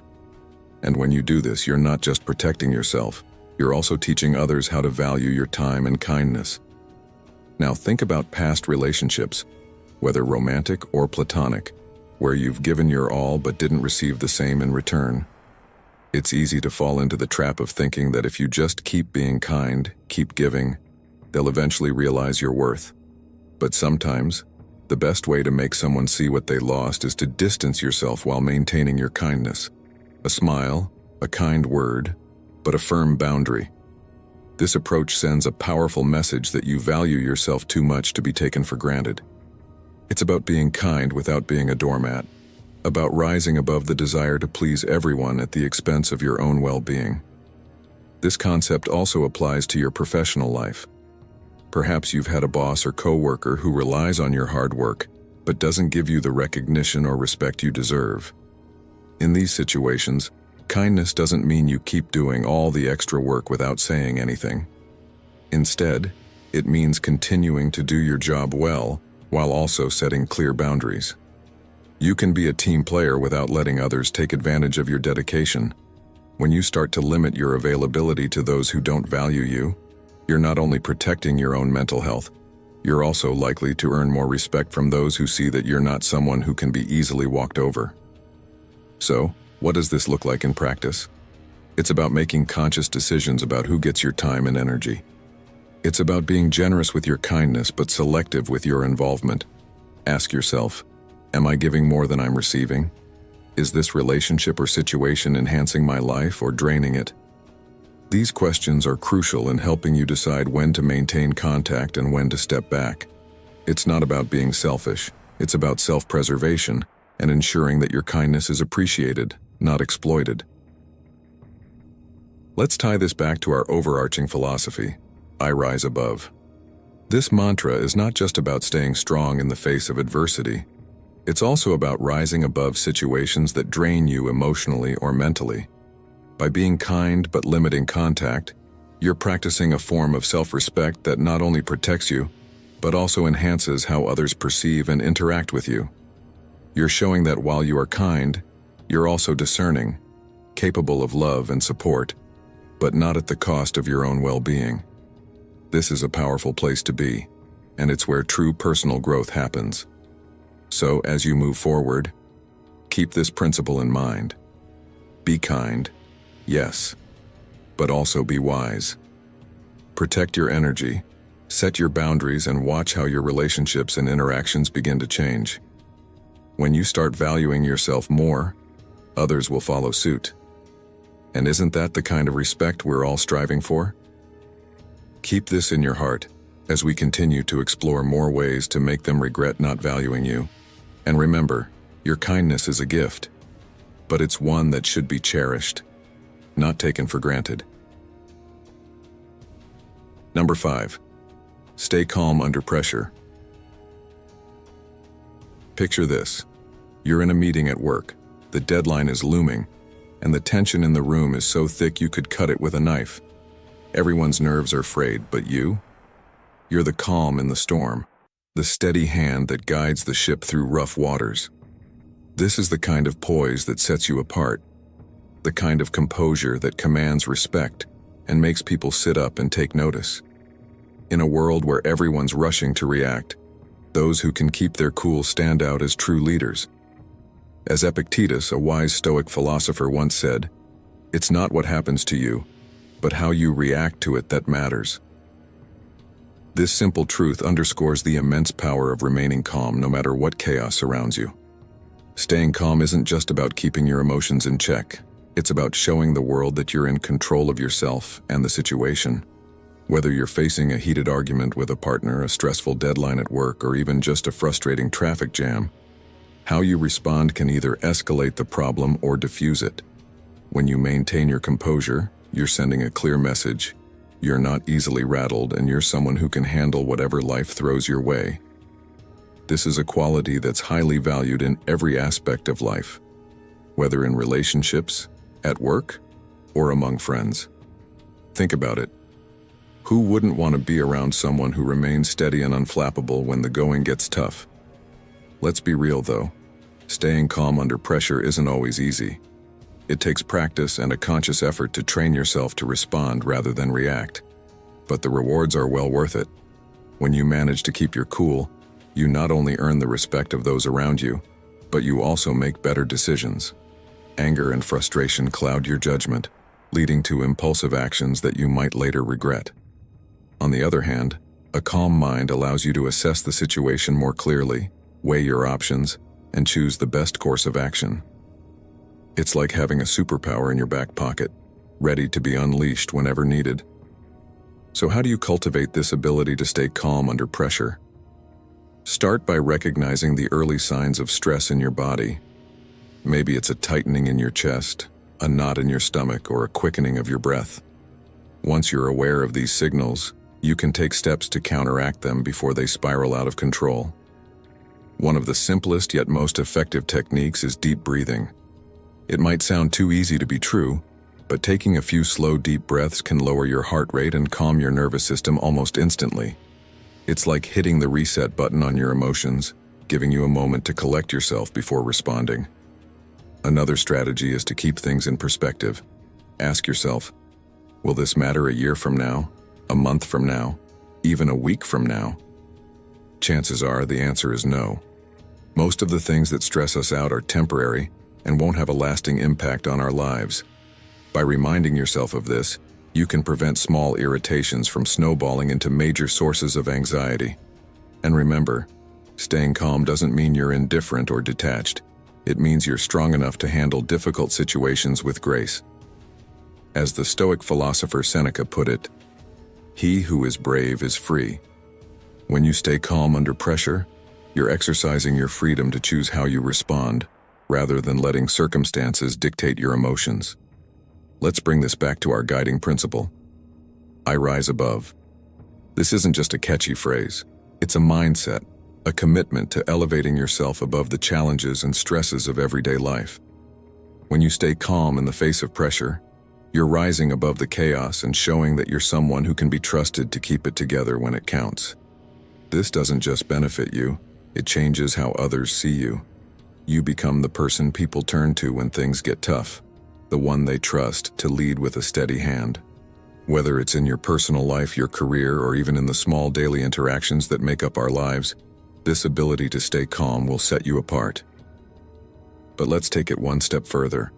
Staying calm under pressure isn't just about managing stress, it's about transforming it into an opportunity for growth. Every time you face a challenging situation and keep your composure, you're not just surviving, you're thriving. You're showing that you're capable of handling more than you might have thought possible, and each experience strengthens your resolve for the next. So the next time you find yourself in a high-pressure situation, take a moment to breathe, to reflect, and to rise above. Remember, this is your chance to shine, to prove to yourself and others that you're a force to be reckoned with. In the end, staying calm under pressure isn't just a skill, it's a way of life. It's about embodying the principles of Stoicism, about being the rock that others can rely on in times of trouble. So I challenge you to take this to heart, to practice staying calm in the small moments, so that when the big tests come, you're ready. Keep your head cool, your thoughts clear, and your spirit unshaken, and watch how this transforms not just how others see you, but how you see yourself.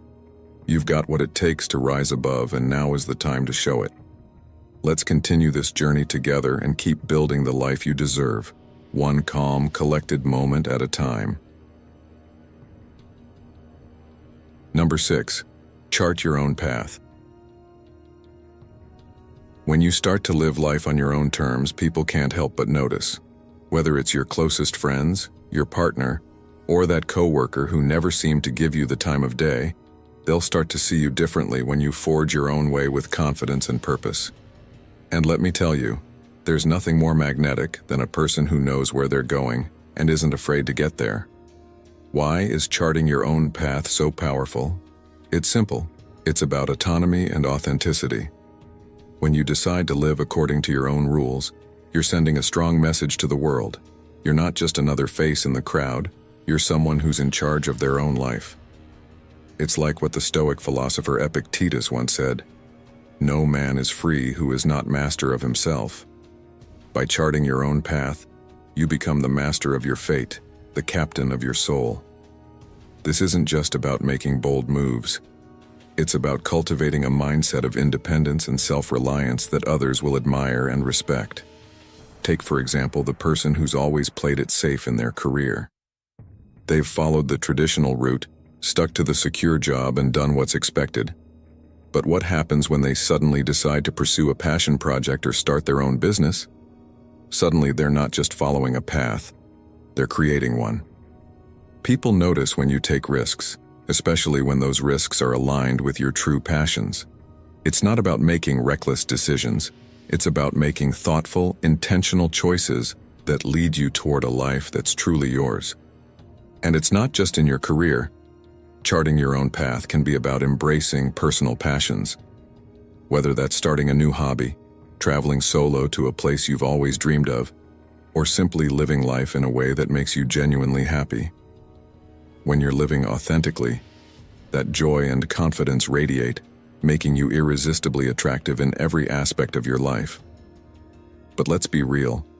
Charting your own path doesn't mean you throw caution to the wind.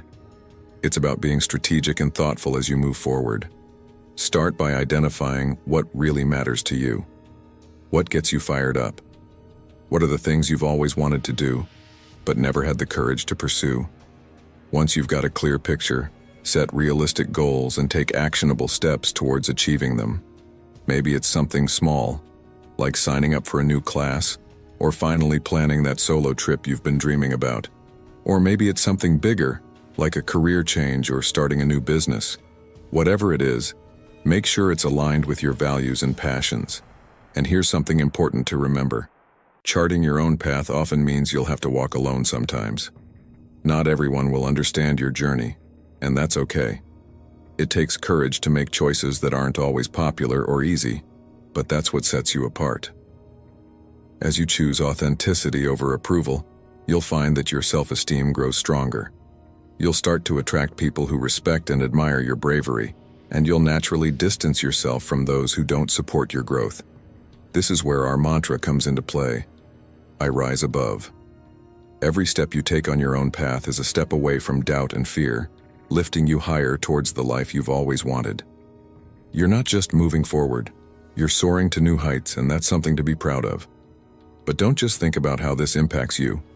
Consider the example you're setting for others. When you chart your own path, you're not just creating a better life for yourself. You're showing others what's possible. You become a leader, someone who inspires those around you to start their journeys too. Your courage to step outside the norm and follow your passions can encourage others to do the same. And in a world where so many people are afraid to take risks, that's a powerful thing. So, where do you want to go? What do you want to achieve? These aren't just rhetorical questions, they're challenges. I want you to think about what charting your own path looks like for you. Maybe it's making a career move. Maybe it's pursuing a passion project, or maybe it's just living life a little more authentically every day. Whatever it is, I challenge you to take that first step. Remember, every journey begins with a single step, and the path you carve out for yourself will be uniquely yours. As we move forward, let's keep this momentum going. Let's continue to push the boundaries, to challenge the status quo, and to create lives that are truly our own. Because when you chart your own path, you're not just living, you're thriving. And that, my friend, is the ultimate way to make them regret not valuing you. Keep rising above, and let's tackle the next exciting challenge together. Number 7, stand your ground. All right, folks, let's talk about something that can truly transform the way others perceive you and how you see yourself. Standing your ground. This is more than just holding firm in the face of challenges. It's about setting clear boundaries and having the courage to enforce them no matter what. When you stand your ground, you're sending a powerful message. You respect yourself, and you expect others to do the same. This isn't about being difficult or stubborn. It's about maintaining your integrity and self-respect. Two things that are absolutely non-negotiable in any aspect of life. Standing your ground begins with knowing your values and limits. It's about understanding what you're willing to tolerate and where you draw the line. Imagine you're in a relationship where your partner frequently cancels plans at the last minute. It's easy to let it slide once or twice, but when it becomes a pattern, it starts to chip away at your self-worth. Instead of swallowing your frustration and letting it fester, it's crucial to speak up. Tell your partner how their behavior affects you and why it needs to change. This isn't about confrontation, it's about communication. When you clearly and calmly set your boundaries, you're teaching others how to treat you, and believe me, people pay attention to that. This principle extends beyond romantic relationships. It applies to friendships and professional environments as well. Think about a friend who constantly borrows money but never repays it, or a colleague who offloads their work onto you. It might feel easier to avoid the discomfort of addressing these issues, but doing so only leads to resentment and a lack of respect. By standing your ground, you're not just defending yourself. You're establishing the kind of relationships that are built on mutual respect and understanding. Politely but firmly explaining your stance, whether it's about finances or workload, sets the tone for how you expect to be treated. Over time, people will respect you more for standing up for yourself, even if it's uncomfortable at first.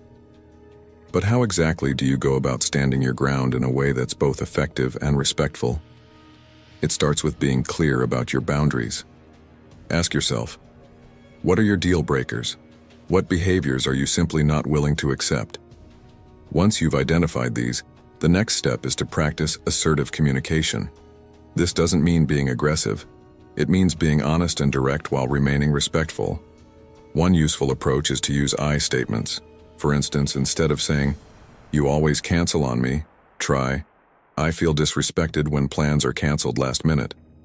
This way, you express your feelings without sounding accusatory, which can help prevent the other person from becoming defensive. Consistency is also key when it comes to standing your ground. It's one thing to set a boundary, but it's another to stick to it. If you allow people to cross your boundaries occasionally without consequence, you send mixed signals that can undermine your position. By being consistent, you demonstrate that you're serious about your limits and that you expect them to be honored. This isn't just about being tough, it's about being clear and fair, both to yourself and to others. Now, let's connect this to our Stoic mantra, I rise above. Standing your ground is one of the most powerful ways to rise above being taken for granted. When you respect yourself enough to demand that others respect you as well, you're not just defending your boundaries, you're asserting your worth. And when you do this, you'll find that others begin to respect you more, often without even realizing it. This respect isn't just given, it's earned through your consistent actions and clear communication. So let's think about how you can start applying this in your life. Where in your relationships, whether personal or professional, are your boundaries being tested? How can you communicate more clearly and stand your ground more effectively? These are the questions that will guide you as you work to build stronger, more respectful connections with those around you. And remember, this isn't just about making others respect you. It's about showing yourself the respect you deserve. As you continue on this journey, keep in mind that standing your ground isn't a one-time thing. It's a continuous process of self-reflection, communication, and enforcement. It's about being the kind of person who knows their worth and isn't afraid to defend it. So stand tall, be firm, and hold on to your values, because when you do, you'll find that the respect you seek starts coming your way naturally. You're on the right path, so keep up the great work and let's continue building the life you deserve. One strong, unwavering step at a time. Ready for the next challenge? Let's keep moving forward together. Number 8, develop a sense of humor. Now let's get into one of the most powerful yet underrated tools in your arsenal, developing a sense of humor. This isn't just about being the guy who cracks the funniest jokes in the room. It's about cultivating a mindset that allows you to see the lighter side of life even when things get tough. A sense of humor isn't just a social skill, it's a survival skill. When you can laugh at life's absurdities, you're not only relieving stress but also building stronger connections with those around you. Whether you're with your partner, hanging out with friends, or even in a tense work meeting, a well-timed laugh can be the difference between a strained atmosphere and a relaxed, productive one. As Epictetus wisely noted, it's not what happens to you, but how you react to it that matters. And what better reaction is there than one that lightens the mood and puts things into perspective? Let's face it, everyone enjoys being around someone who can make them laugh. It's a universal trait that draws people in and makes interactions more enjoyable. Think about it. When you're on a date and you drop a joke that lands just right, it not only breaks the ice but also shows that you're confident and easygoing. Or consider a tough day at work, where the pressure is mounting and everyone's on edge. If you can inject a little humor into the situation, you're not just making people smile, you're demonstrating leadership and camaraderie. Humor has a way of diffusing tension and bringing people together, making it an invaluable tool in both personal and professional relationships. But humor isn't just for social situations. It's also one of the best stress relievers out there. Life can throw some pretty heavy stuff your way, and while you can't always control what happens, you can control how you respond. Laughing at life's challenges doesn't mean you're not taking them seriously. It means you're resilient enough to handle them with grace. When you laugh, your body releases endorphins, those feel-good chemicals that boost your mood and help reduce stress. It's like a natural antidote to the pressures of daily life, and the best part is, it's always available to you. So how do you go about developing this powerful sense of humor? It starts with not taking yourself too seriously. We all make mistakes, and sometimes life doesn't go according to plan. Instead of beating yourself up over it, try to find the humor in the situation. Laughing at your own missteps not only makes them easier to bear but also shows others that you're comfortable in your own skin. Surround yourself with people who have a good sense of humor, watch comedies or read books that make you laugh. Anything that gets you into the habit of seeing the funny side of things. And don't worry if you're not a natural-born comedian. You don't have to be a stand-up comic to appreciate and share humor. Even a simple, genuine laugh or a lighthearted comment can do wonders for your mood and the mood of those around you. But humor isn't just something you practice in isolation. It's about being present and finding joy in the everyday moments. Some of the funniest and most memorable experiences happen when you're just going about your daily life. Maybe it's a quirky interaction with a stranger, a funny observation about your commute, or a silly mistake you made in the kitchen. These are the moments that make life rich and enjoyable, and sharing them with others only amplifies the joy. So, keep your eyes and ears open for those little moments of humor. They're everywhere if you know where to look. Humor plays a crucial role in this philosophy. By choosing to rise above stress and negativity with a good laugh, you're showing that you're not easily beaten down by life's challenges. Your sense of humor is a reflection of your inner strength and resilience. It shows that you can face adversity with a smile, making you not only more likable but also someone people respect and admire. In a world that can often be serious and stressful, The ability to laugh and make others laugh is a rare and valuable trait. So, as you go about your day, keep that smile on your face and don't be afraid to share a laugh with those around you. Humor is a gift both to yourself and to others. It lightens the load, strengthens relationships, and brings a little more joy into the world. And who doesn't want to be the guy who spreads good vibes wherever he goes? Keep developing that sense of humor. Keep finding the funny side of life. And watch as your confidence and charisma grow. The respect and admiration you gain from others will be a natural byproduct of the positive energy you bring into their lives. So, stay lighthearted, keep laughing, and let's move on to the next powerful way to make them regret not valuing you. If you've made it this far, you're truly committed to embracing your worth. Drop a comment saying, "I value myself," to show you're ready to rise above and live by Stoic principles. Stick around, because the journey to self-empowerment is just more to discover. Number 9. Show respect to everyone. When you make a conscious effort to treat everyone with respect, regardless of their status, opinions, or behavior, you're sending a powerful message that you value both yourself and others. Respect isn't just a nicety, it's the bedrock of all meaningful relationships, whether with your partner, your friends, or your colleagues. It's about setting a standard for how you expect to be treated and leading by example. Think about it. How often have you seen conflicts escalate simply because one or both parties felt disrespected? Now, consider a scenario where, even during a disagreement, respect is maintained. Let's say you're in the middle of a heated argument with your partner. Instead of raising your voice or becoming defensive, you choose to listen, speak calmly, and acknowledge their feelings. This approach not only diffuses tension, but also strengthens your bond by showing that you value their perspective even when you don't agree. Respect in this context isn't just about avoiding conflict. It's about building a foundation of trust and understanding that makes your relationship more resilient over time. In friendships, respect is the glue that holds everything together. It's about being there for your friends, valuing their opinions, and treating them with the same kindness and consideration you'd want for yourself. When you consistently show respect to your friends, whether it's by listening without interrupting, supporting them through tough times, or simply valuing their time, you reinforce the mutual respect that is essential for any strong friendship. And here's the thing.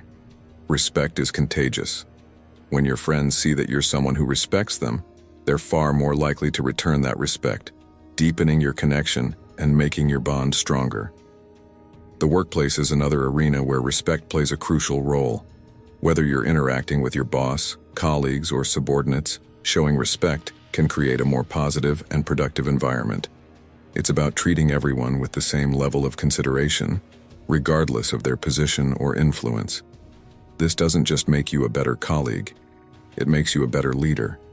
Respect fosters collaboration, reduces workplace tension, and enhances overall job satisfaction. People are drawn to those who make them feel valued, and by consistently showing respect, you position yourself as someone others can trust and rely on. So how do you make respect a daily practice? Start by truly listening when others speak. It sounds simple, but in a world where distractions are everywhere, giving someone your full attention is a rare and powerful act. Use polite language. Words like please and thank you might seem small, but they go a long way in showing that you appreciate the person you're interacting with. Be mindful of your tone, as it can completely change the way your words are received. And remember, respecting someone doesn't mean you have to agree with them. It's about acknowledging their right to have their own opinions and feelings, even if they differ from yours. When you commit to showing respect to everyone, you rise above pettiness, negativity, and the urge to react impulsively. You create an atmosphere around you that's grounded in positivity and mutual appreciation. And here's the beauty of it. Respect is reciprocal. When you lead by example, others are more likely to follow suit, treating you with the same level of respect you've shown them. But let's not forget that respect isn't just about how you treat others. It's also about how you carry yourself. Self-respect is at the core of this principle. When you respect yourself, you naturally set boundaries and expectations for how others should treat you. It's not about demanding respect. It's about embodying it in such a way that it becomes a natural part of your interactions. People notice when you carry yourself with dignity and treat others with respect, and it influences how they respond to you. So ask yourself, how can you incorporate more respect into your daily interactions? What small changes can you make to ensure that everyone you meet feels valued and appreciated? These might seem like minor adjustments, but they can have a profound impact on your relationships and your own sense of self-worth. Showing respect to everyone isn't just a moral obligation, it's a strategy for building stronger, more meaningful connections in every area of your life. It's about rising above the noise, treating others with the dignity they deserve, and setting a standard for how you expect to be treated in return. When you approach life with this mindset, you'll find that not only do your relationships improve, but so does your overall happiness and satisfaction. So go out there, lead with respect, and watch as your interactions and relationships transform for the better. Keep this principle close to your heart as we continue on this journey of self-improvement and personal growth. And let's move forward to tackle the next way to make them regret not valuing you. Number 10. Define your space. To continue, let's talk about something that can have a profound impact on your life. Defining your space. This isn't just about where you live or work. It's about consciously creating an environment that reflects who you are, supports your mental well-being, and sets the stage for your personal success. Your surroundings, whether it's your home, your workspace, or the social circles you frequent, play a crucial role in shaping your mindset, your energy levels, and ultimately, your happiness. So let's make sure your space is one that lifts you up, energizes you, and helps you become the best version of yourself.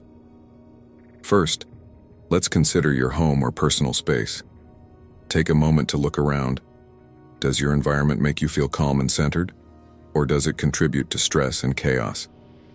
A cluttered, disorganized space can lead to a cluttered, disorganized mind. On the flip side, a well-organized, thoughtfully curated environment can do wonders for your mental health. Start by decluttering.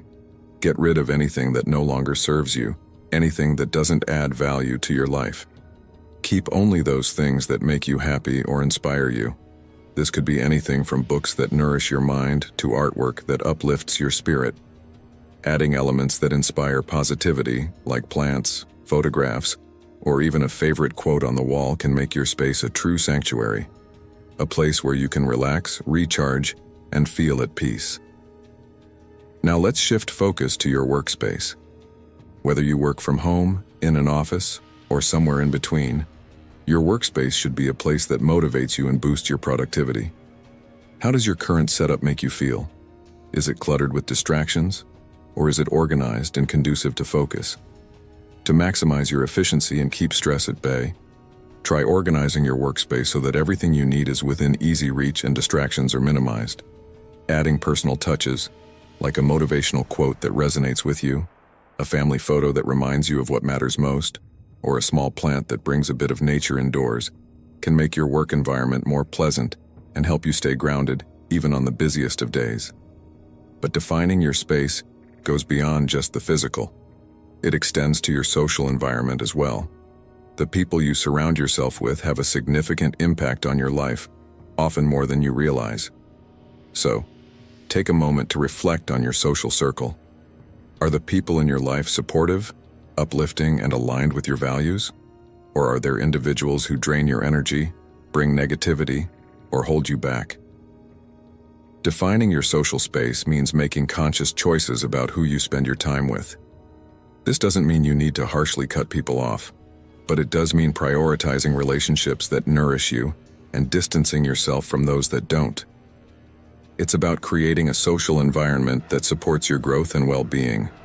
By defining your space, whether it's your home, your workplace, or your social circles, you're taking control of your environment and setting yourself up for success. When you take charge of your surroundings, you're rising above the chaos, the clutter, and the negativity that can hold you back. You're creating a space that allows you to thrive, a space where you can be your best self. So how can you start defining your space today? Maybe it's by decluttering your home, rearranging your workspace, or re-evaluating your social circle. Whatever it is, take action and make your space truly yours. Remember, the environment you create around you reflects your inner state, and by shaping that environment thoughtfully, you're not just improving your external surroundings, you're transforming your life from the inside out. Now, as we move forward, keep this idea in mind. Your space is a powerful tool in your journey toward self-improvement and personal growth. It's where you can cultivate the habits, mindset, and relationships that will help you rise above challenges and achieve your goals. So take control, define your space, and watch how it empowers you to live a life that's not only more organized and peaceful, but also more fulfilling and aligned with who you truly are. Ready to take charge of your space and make it a true reflection of your best self? Let's keep this momentum going and continue on this journey together, shaping every aspect of your life to support your success and happiness. Number 11. Eliminate negativity from your life. All right, gentlemen, let's get into the final and perhaps the most transformative strategy in our journey. Eliminating negativity from your life. This one's crucial because negativity is like a heavy anchor that holds you back from reaching your full potential. Think about how much better your life would be if you could free yourself from all the toxic vibes that drag you down. Sounds like a dream, right? Well, it's time to turn that dream into reality by taking some deliberate steps to remove negativity from your life and make room for positivity, growth, and success. First, let's identify what negativity really looks like. It can take many forms. Toxic relationships that drain your energy, a habit of self-doubt that cripples your confidence, or even the tendency to always expect the worst.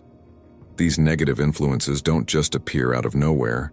They gradually creep into your life and begin to shape your thoughts, your actions, and ultimately, your self-perception. The good news is, you have the power to kick these negative forces out of your life for good. As Marcus Aurelius, the great Stoic philosopher, said, "The happiness of your life depends upon the quality of your thoughts." It's time to elevate those thoughts and eliminate the negativity that's holding you back. Let's start with your relationships. Whether it's with your partner, friends, family, or coworkers. Are there people in your life who constantly bring you down, criticize you, or make you feel less than you are? It's tough to admit, but sometimes the best move is to distance yourself from these negative influences. Surround yourself with people who lift you up, support your goals, and make you feel good about yourself. Your environment should reflect the positive, confident person you're striving to become. It's not about cutting people off harshly, but rather about prioritizing your well-being and being mindful of who you allow into your inner circle. As you cultivate relationships with those who bring positivity into your life, you'll find that your outlook begins to shift and the negative voices lose their power. But negativity isn't just external. It often comes from within as well. Those persistent voices in your head that tell you you're not good enough, that you're bound to fail, or that you don't deserve happiness. They need to go. Start by challenging these negative thoughts whenever they arise. Instead of letting them take root, counter them with positive affirmations. Remember, your mindset is the foundation of your reality, so it's essential to keep your thoughts as positive and empowering as possible. Another key area to address is your consumption of media. We live in a world where we're constantly bombarded with information, news that stresses us out, social media that makes us feel inadequate, and TV shows that offer little more than escapism.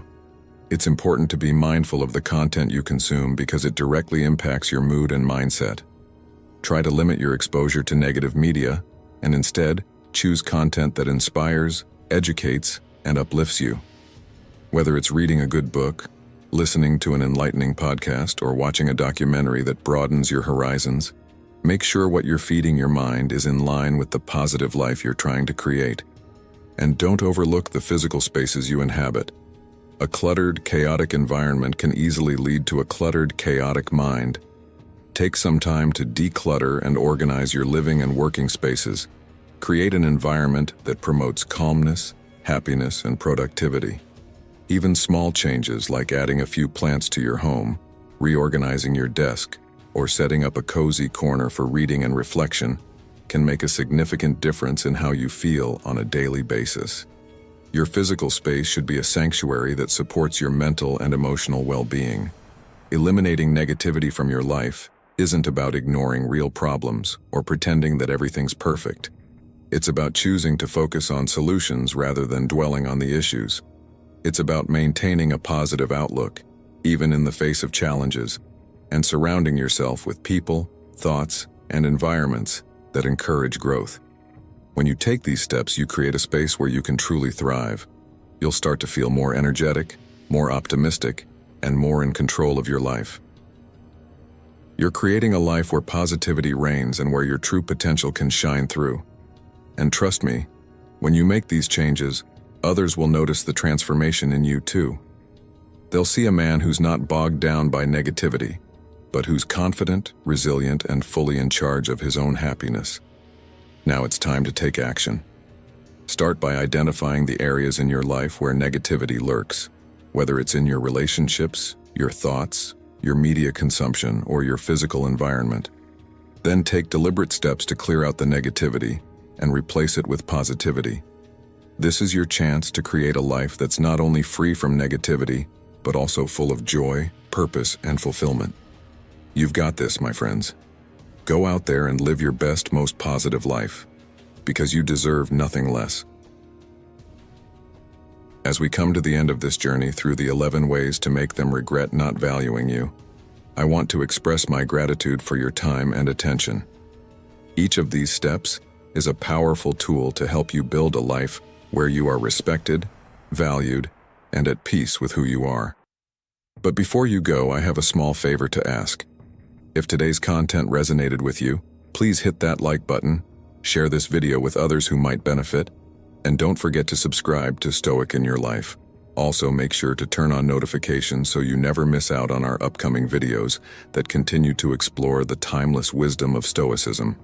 And as we wrap up, let's keep the momentum going. Type "I rise above" in the comments below as a personal commitment to rising above negativity and embracing your true worth.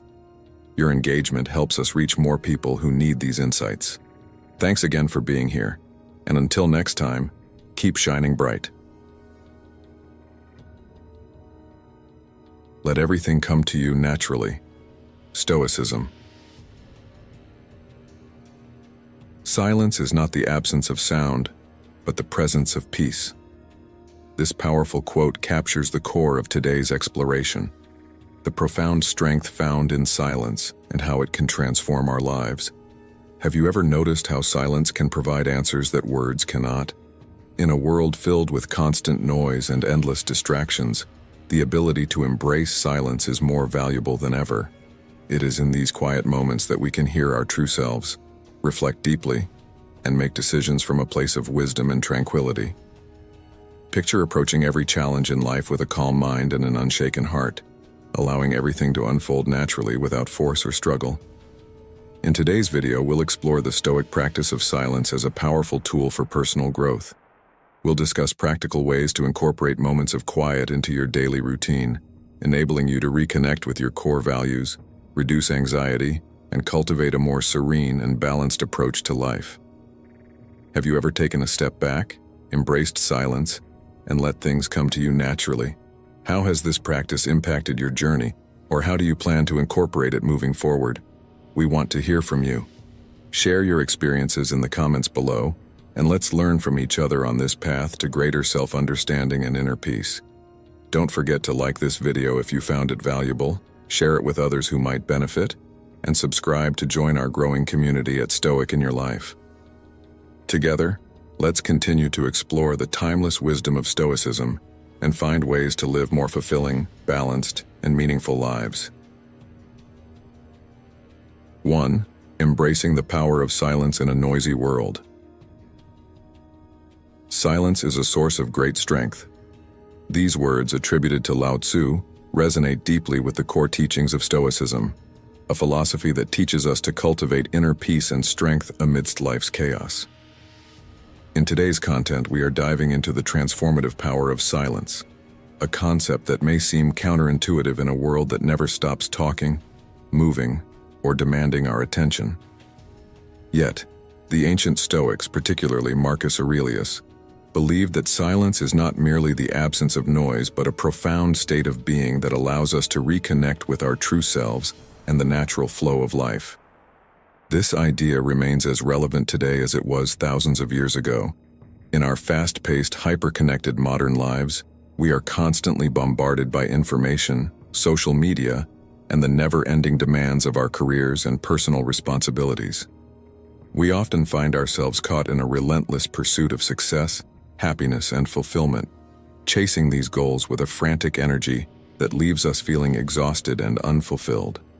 The noise around us often drowns out the whispers of our inner wisdom, making it challenging to hear what truly matters. This is where the power of silence comes in, a practice that can guide us toward a more grounded, peaceful, and authentic way of living. Silence, as understood by the Stoics, is not just about the absence of sound, but about creating space within ourselves to listen, reflect, and grow. Marcus Aurelius, the Roman emperor and Stoic philosopher, often retreated into silence to contemplate the nature of life, death, and the universe. He wrote in his Meditations, "Nowhere can man find a quieter or more untroubled retreat than in his own soul." This powerful statement reminds us that silence is a sanctuary we carry within ourselves, a place where we can find clarity and insight away from the chaos of the external world. By embracing silence, we allow ourselves to slow down and breathe, to pause and reflect, and to reconnect with our inner selves. In this space of quiet contemplation, we can strip away the superficial layers of our ego, letting go of our need for constant validation, approval, or achievement, and instead focus on what truly matters: our values, our purpose, and our relationships. In practical terms, embracing silence means carving out time in our daily lives to step away from the noise and distractions that surround us. This could be as simple as taking a few minutes each morning to sit quietly with our thoughts, going for a walk in nature without our phones, or setting aside time for meditation or deep reflection. By doing so, we create a mental and emotional buffer, a space where we can process our thoughts and emotions more calmly and clearly. This practice is particularly powerful in helping us deal with the inevitable challenges and setbacks that life throws our way.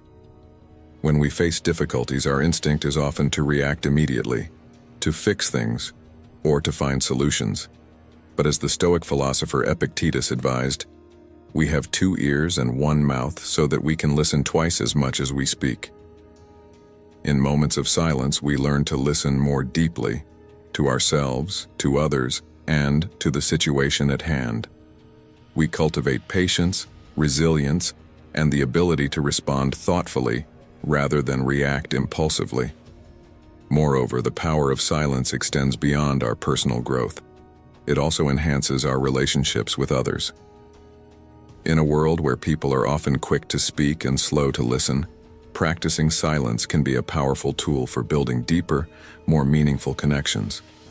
By truly listening to others without interrupting, judging, or thinking about what we will say next, we show respect and empathy, fostering trust and understanding.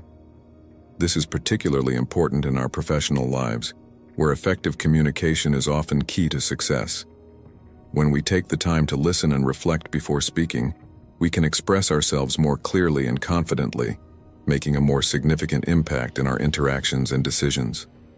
Furthermore, silence allows us to become more attuned to the present moment, a core aspect of Stoic practice. In our busy lives, we are often preoccupied with the past or the future, worrying about things that have already happened or might happen. But as Seneca, another great Stoic thinker, wrote, "True happiness is to enjoy the present without anxious dependence upon the future." Silence helps us to ground ourselves in the here and now, to appreciate the beauty and richness of each moment, and to cultivate a sense of gratitude and contentment. It teaches us that we do not need to chase after life. Instead, we can let life come to us naturally, with a calm mind and an open heart. Incorporating the power of silence into our daily routine is not about retreating from the world or avoiding our responsibilities. On the contrary, it is about engaging with life more fully and authentically. It is about finding the courage to face ourselves, to embrace our imperfections, and to grow from them. It is about learning to be comfortable with stillness and solitude, to find peace in our own company, and to build inner strength and resilience that can carry us through life's storms. So, as we navigate our way through the noise and busyness of modern life, let us remember the wisdom of the Stoics and the power of silence. Let us take time to pause, to listen, and to reflect, allowing everything to come to us naturally without force or struggle. In doing so, we can cultivate a more balanced, peaceful, and fulfilling life, grounded in the timeless principles of Stoic philosophy.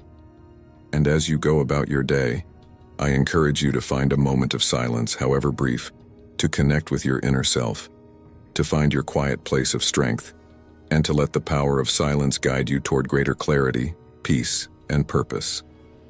Remember, the journey to self-discovery and personal growth begins with a single, quiet step inward. 2. The art of letting go and allowing life to unfold. In a world that is constantly buzzing with noise, where everyone is rushing to get ahead, pushing their agendas, and fighting for the spotlight, there is an often overlooked virtue that has the power to transform our lives: the power of silence. In the midst of chaos and relentless striving, we often forget that sometimes the most profound wisdom comes not from action, but from inaction. It is in the stillness that we find clarity, and it is in the quiet moments that life reveals its true nature. This is where the art of letting go and allowing life to unfold naturally comes into play, a core principle in Stoicism that teaches us to embrace the present, release control, and trust the flow of life. By doing so, we find peace, wisdom, and ultimately, our true path. But how do we actually do this in a world that constantly demands our attention, urges us to react, and pushes us to always do more? Think about a river for a moment. It flows effortlessly, winding around rocks, moving with a grace that is natural and unforced. It doesn't struggle against its path. Instead, it adapts and flows around obstacles, finding the easiest route. This is much like the Stoic approach to life, allowing things to come to you naturally, without forcing or resisting. When we allow life to unfold, when we surrender our need to control every outcome, we open ourselves to possibilities we may have never considered. We often believe that by pushing harder, by forcing things to happen, we can achieve what we want. But have you ever noticed that sometimes the harder you push, the more things seem to push back? This resistance is not just in the world around us, but also within ourselves. It creates tension, anxiety, and frustration, leading us away from the peace and fulfillment we seek. There's a story about a young entrepreneur named Sarah. She was brilliant, driven, and had a vision of what her business could be. She worked tirelessly, pushing herself beyond her limits, believing that only through relentless effort could she achieve success. Yet, no matter how hard she tried, she felt she was swimming upstream, against the current. She was constantly stressed, and her business wasn't thriving the way she hoped. One day, after a particularly exhausting week, she decided to take a step back. She stopped pushing so hard and decided to let things flow naturally. She gave herself the space to listen, to be silent, and to observe. And it was in this space that she began to see things more clearly. Opportunities she had overlooked in her frantic state became apparent, and new paths opened up. By letting go of her need to control every detail, she allowed the natural flow of life to guide her. Her business began to thrive, not because she was pushing harder, but because she had learned the art of letting go. This story of Sarah mirrors a journey many of us face in our own lives. We strive, we push, and we often force things to happen on our terms, forgetting that life has its own rhythm and timing. The Stoics teach us that there is a wisdom in stepping back, in letting go, and in allowing things to unfold as they are meant to. This doesn't mean we become passive or indifferent. On the contrary, it means we become more attuned to the natural order of things, more aligned with our true nature, and more open to the wisdom that silence can bring. Have you ever found that in your most silent moments, answers come to you? When you stop chasing and start listening, what do you hear? Silence is not about doing nothing. It is about doing less so that you can perceive more. It's about creating a space where life can speak to you, where you can hear the whisper of your own intuition and the subtle signs that guide you. The art of letting go is about trusting that life has a way of working things out, often in ways we couldn't have planned or anticipated. It's about understanding that our role is not to control everything, but to be a participant in the dance of life, to know when to act and when to be still. The Stoics believed that by cultivating inner peace and a sense of detachment from outcomes, we become better equipped to handle whatever life throws our way. They understood that the real power lies not in fighting against the current, but in learning to flow with it. Let's take a moment to reflect on our own lives. How often do we find ourselves caught up in the struggle, trying to force outcomes and control situations? How often do we find ourselves exhausted by the constant push and pull? What if we chose instead to let go, to be silent, and to trust the process? What might change if we allowed life to come to us naturally, without resistance? We might discover that many of our problems resolve themselves without our interference. We might find that the things we desire come to us when we stop chasing them so desperately. This principle of letting go can apply to many areas of our lives. Consider relationships. How often do we try to control or change others to fit our expectations? Yet, the most harmonious relationships are those where both parties are allowed to be themselves, where there is freedom to grow naturally without being forced. Or think about our careers. Sometimes we might be so focused on reaching a specific goal that we become blind to the new opportunities that arise. We become rigid, not realizing that flexibility could lead us to a path even more fulfilling than the one we originally envisioned. By letting go and allowing life to unfold, we create a space for new possibilities to emerge. This doesn't mean we don't have goals or dreams. It means we remain open to how these dreams may come to fruition, trusting that the universe has its own way of guiding us towards what is truly meant for us. The power of silence and the art of letting go is about embracing a different way of being in the world. It's about understanding that sometimes the most profound action is inaction, that sometimes the most powerful force is silence. In these moments, we find our true selves and connect with the deeper rhythms of life. And in doing so, we allow everything to come to us naturally, as it is meant to be. So, the next time you find yourself caught in the frenzy of life, remember the river, remember Sarah's story, and ask yourself, what would happen if I let go? What would happen if I allowed life to unfold? The lesson here is simple, yet profound. Trust in the flow of life, embrace the power of silence, and let everything come to you naturally. By doing so, you may just find that what you've been searching for has been there all along, waiting for you to see it. 3. Finding inner strength through stillness. In the hustle and bustle of modern life, we often find ourselves caught in an endless loop of noise and distraction, constantly moving from one task to the next, driven by the need to do more, achieve more, and be more. But what if the key to true inner strength doesn't lie in doing more, but in doing less? What if the secret to resilience and clarity comes not from constant activity, but from stillness? The Stoic philosophy, which has guided countless individuals throughout history, teaches us that there is immense power in silence and stillness, a power that can help us cultivate inner strength, wisdom, and a deeper understanding of ourselves and the world around us. But how do we tap into this power in a world that never seems to stop? Let's consider the words of the Stoic philosopher Seneca, who once said, "We suffer more in imagination than in reality." This statement invites us to reflect on how much of our stress and anxiety is self-generated, stemming from our relentless thoughts and worries.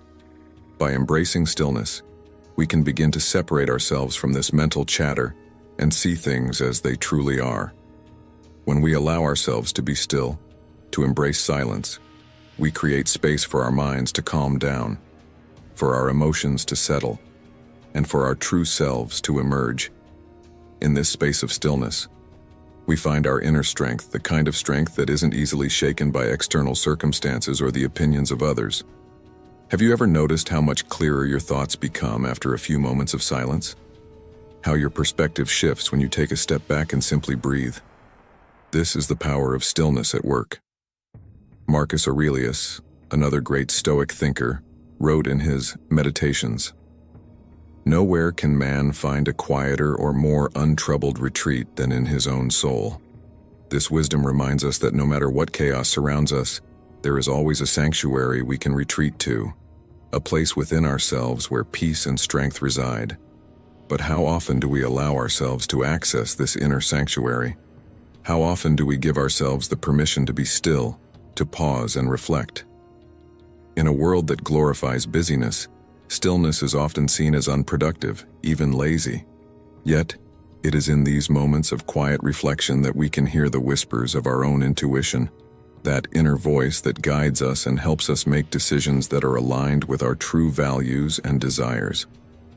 Consider a story of a man named David, a successful executive always on the go, always looking for the next big opportunity. For years, he believed that his worth was tied to his productivity, to how much he could accomplish in a day. He was constantly stressed, always chasing the next goal, the next achievement. But despite his success, he felt empty, disconnected from himself and his loved ones. One day, feeling utterly exhausted and at a breaking point, he decided to take a different approach. Instead of pushing himself harder, he decided to slow down.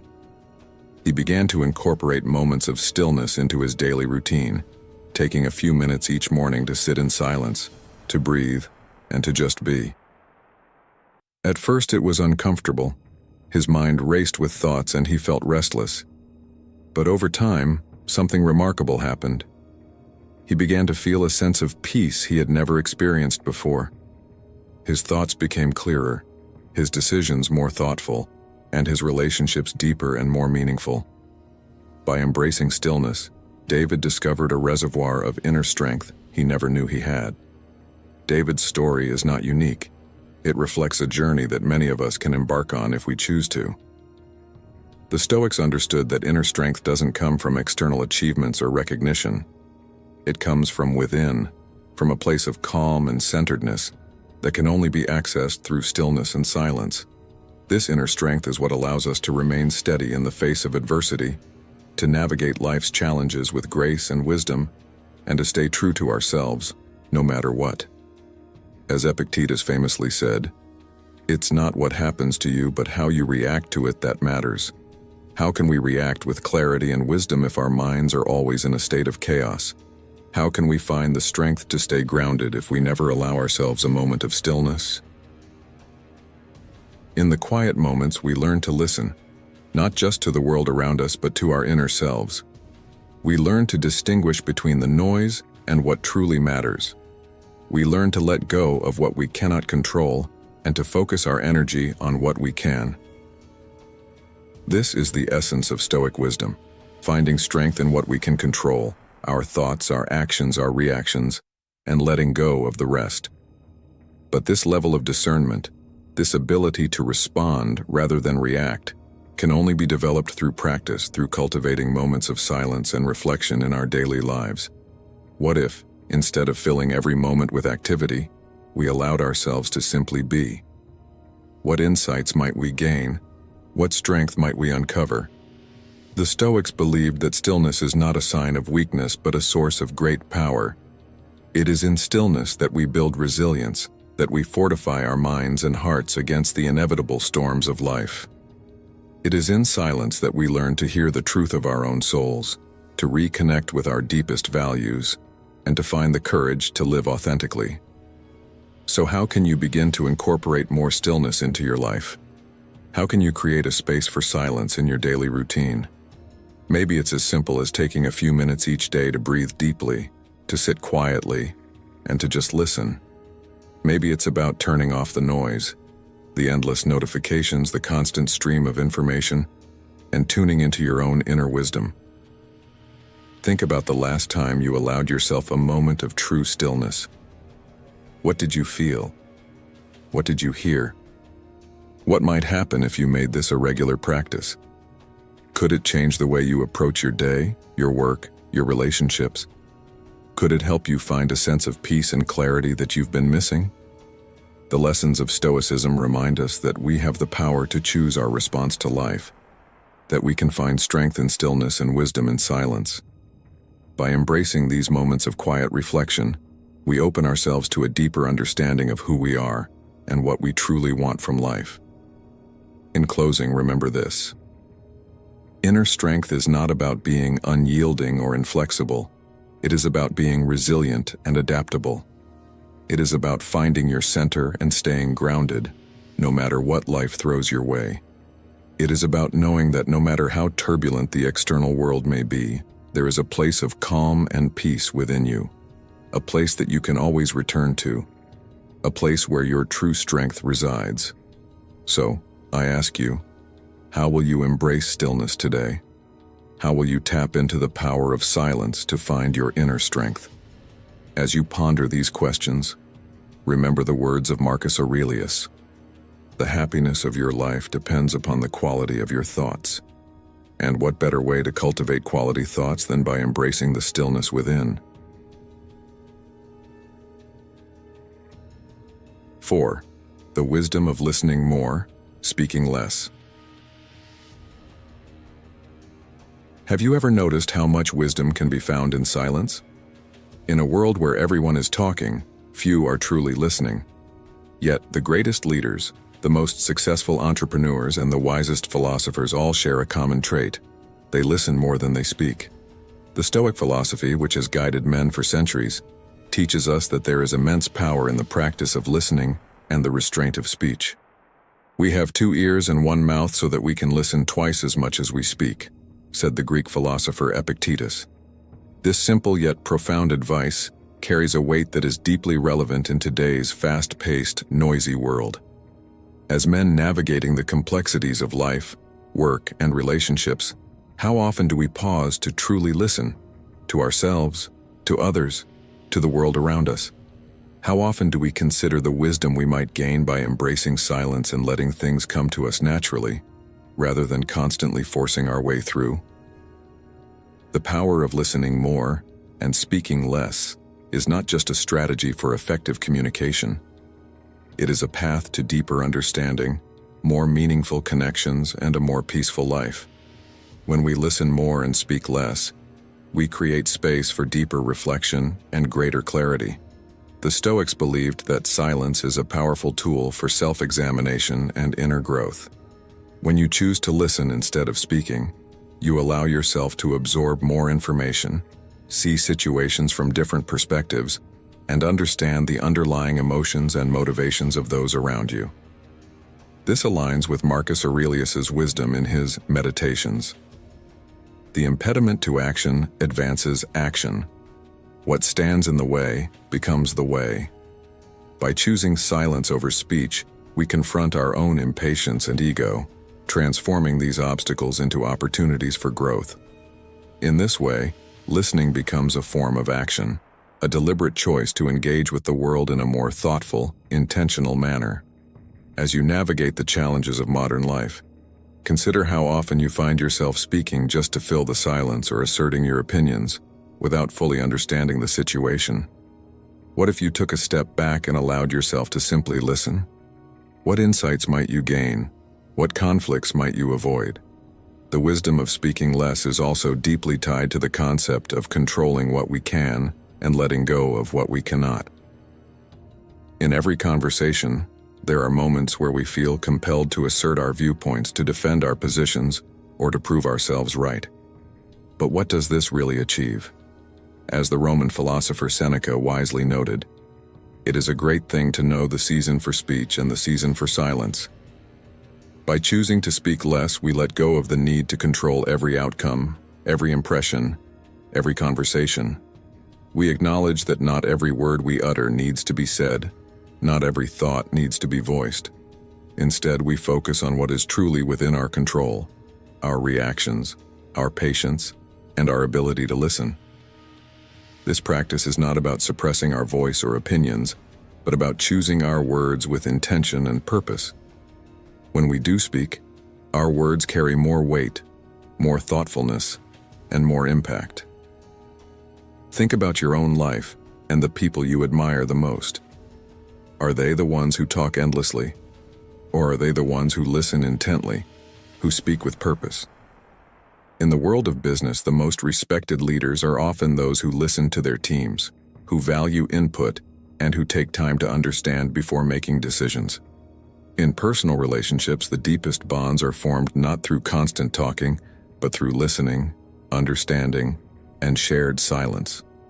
This is a practice that goes against much of what our culture promotes, where speaking up, being assertive, and taking charge are often seen as the hallmarks of strength and leadership. Yet, there is a quiet strength in knowing when to stay silent, in recognizing that sometimes the most powerful thing you can do is to listen. How might this approach change the way you interact with your colleagues, your friends, your family? Furthermore, the act of listening more and speaking less can lead to greater emotional intelligence and self-awareness. When we are silent, we have the opportunity to observe not just others but ourselves.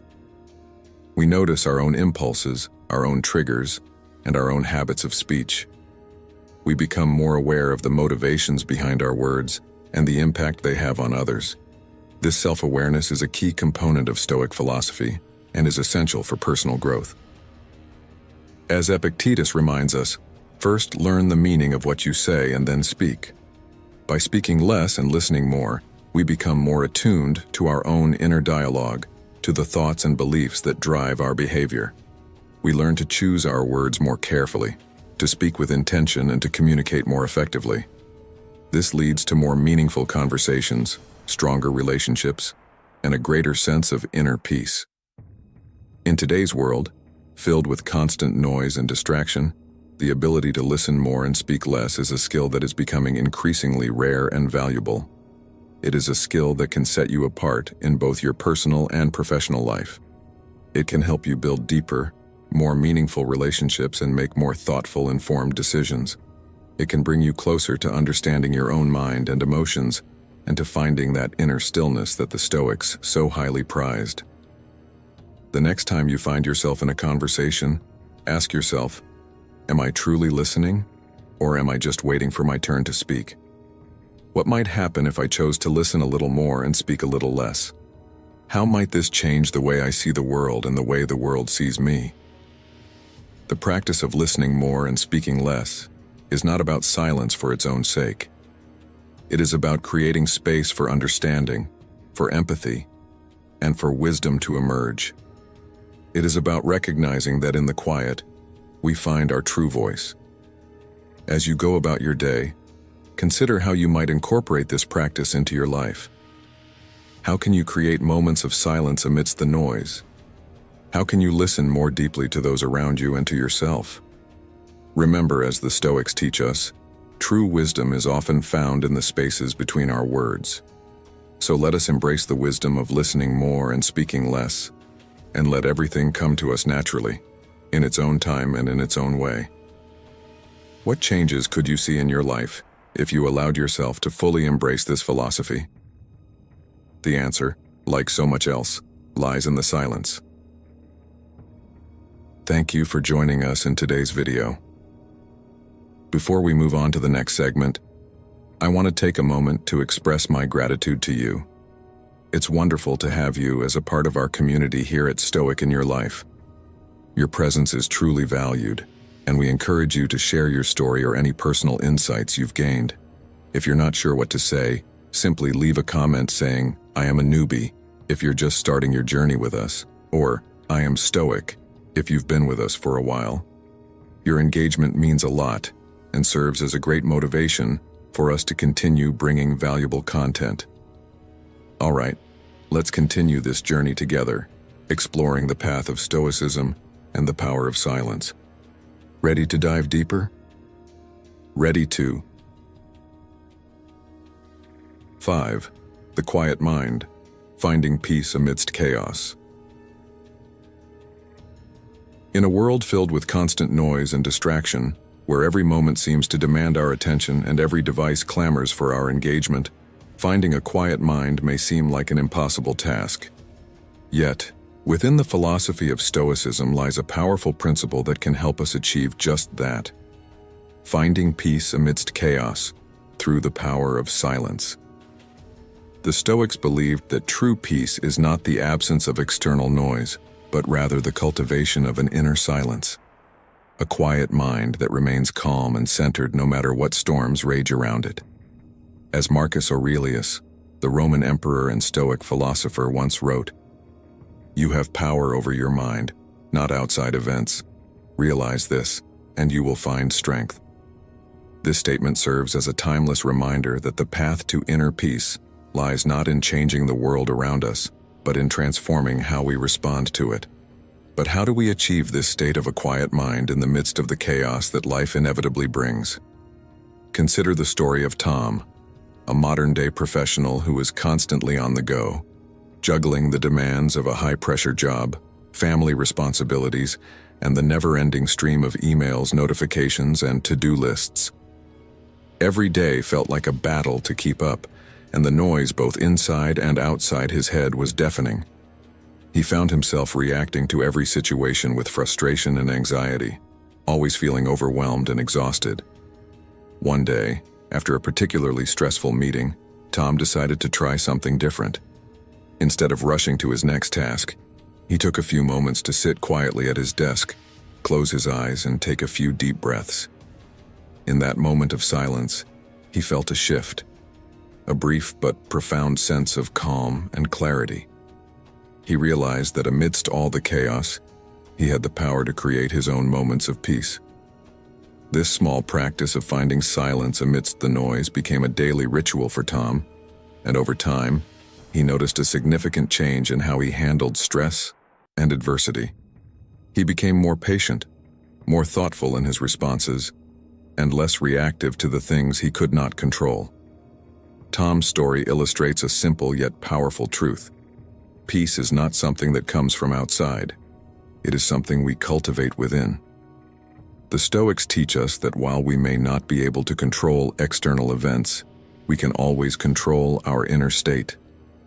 The practice of finding silence, whether through meditation, deep breathing, or simply taking a moment to pause, allows us to connect with this inner state, to ground ourselves in the present moment, and to create a sense of calm amidst the chaos. In doing so, we become less affected by the noise around us and more attuned to our own thoughts and feelings. Have you ever noticed how much more clearly you can think after a few moments of silence? How can problems that seemed overwhelming suddenly appear more manageable? This is the power of a quiet mind at work, a mind that is not easily swayed by external circumstances but remains steady and focused. But achieving a quiet mind is not about shutting out the world or retreating into solitude. It's about engaging with the world in a different way. It's about learning to navigate life's chaos with a sense of calm and clarity, about finding peace not by avoiding challenges, but by facing them with a steady heart and a clear mind. As Epictetus, another Stoic philosopher, wisely said, "It's not what happens to you, but how you react to it that matters." This wisdom invites us to reflect on our own reactions to life's chaos. How often do we let external events dictate our inner state? How often do we react out of anger, fear, or frustration, rather than responding with patience, understanding, and wisdom? What if we could change this by cultivating a quiet mind, by finding peace within ourselves no matter what is happening around us? The practice of maintaining a quiet mind requires discipline and self-awareness. It means being mindful of our thoughts and emotions, recognizing when we are being pulled into the noise of the external world, and choosing to return to a state of inner calm. It means being present in the moment, fully aware of our surroundings, but not allowing them to dictate our state of being. This practice is not about perfection, but about progress, about making small, consistent efforts to cultivate inner peace every day. It's about recognizing that peace is a choice we make, moment by moment, in how we choose to respond to the world around us. Think about a time when you felt truly calm and centered amidst a stressful situation. What was different about that moment? What did you do to create that sense of peace? How might you bring more of that into your daily life? As we go about our daily lives, we are constantly bombarded by distractions, challenges, and demands. But amidst all this, we have the power to choose how we respond. We have the power to find peace in the chaos, to create moments of silence that allow us to reconnect with ourselves and find clarity in our thoughts. The Stoics remind us that we are not at the mercy of the world. We have the ability to cultivate our own inner strength and resilience. As Seneca said, "He who is brave is free." By finding peace within, we free ourselves from the turmoil of external events and become masters of our own minds. So how can you begin to cultivate a quiet mind in your own life? How can you create more moments of silence amidst the noise?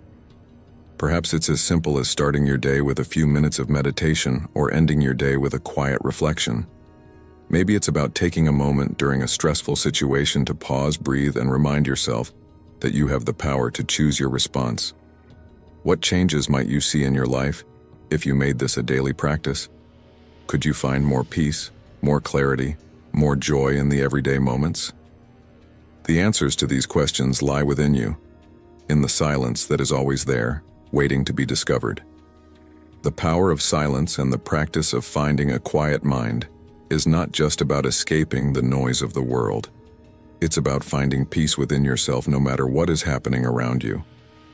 It's about cultivating a state of being that is calm, centered, and resilient, a state that allows you to navigate life's chaos with grace and wisdom.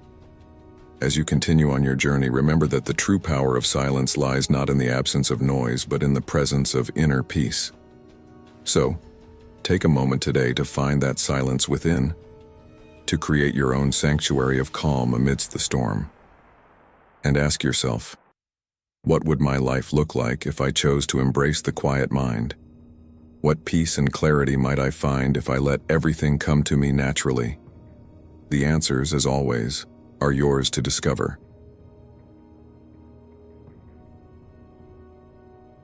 Six, silence as a path to self-mastery.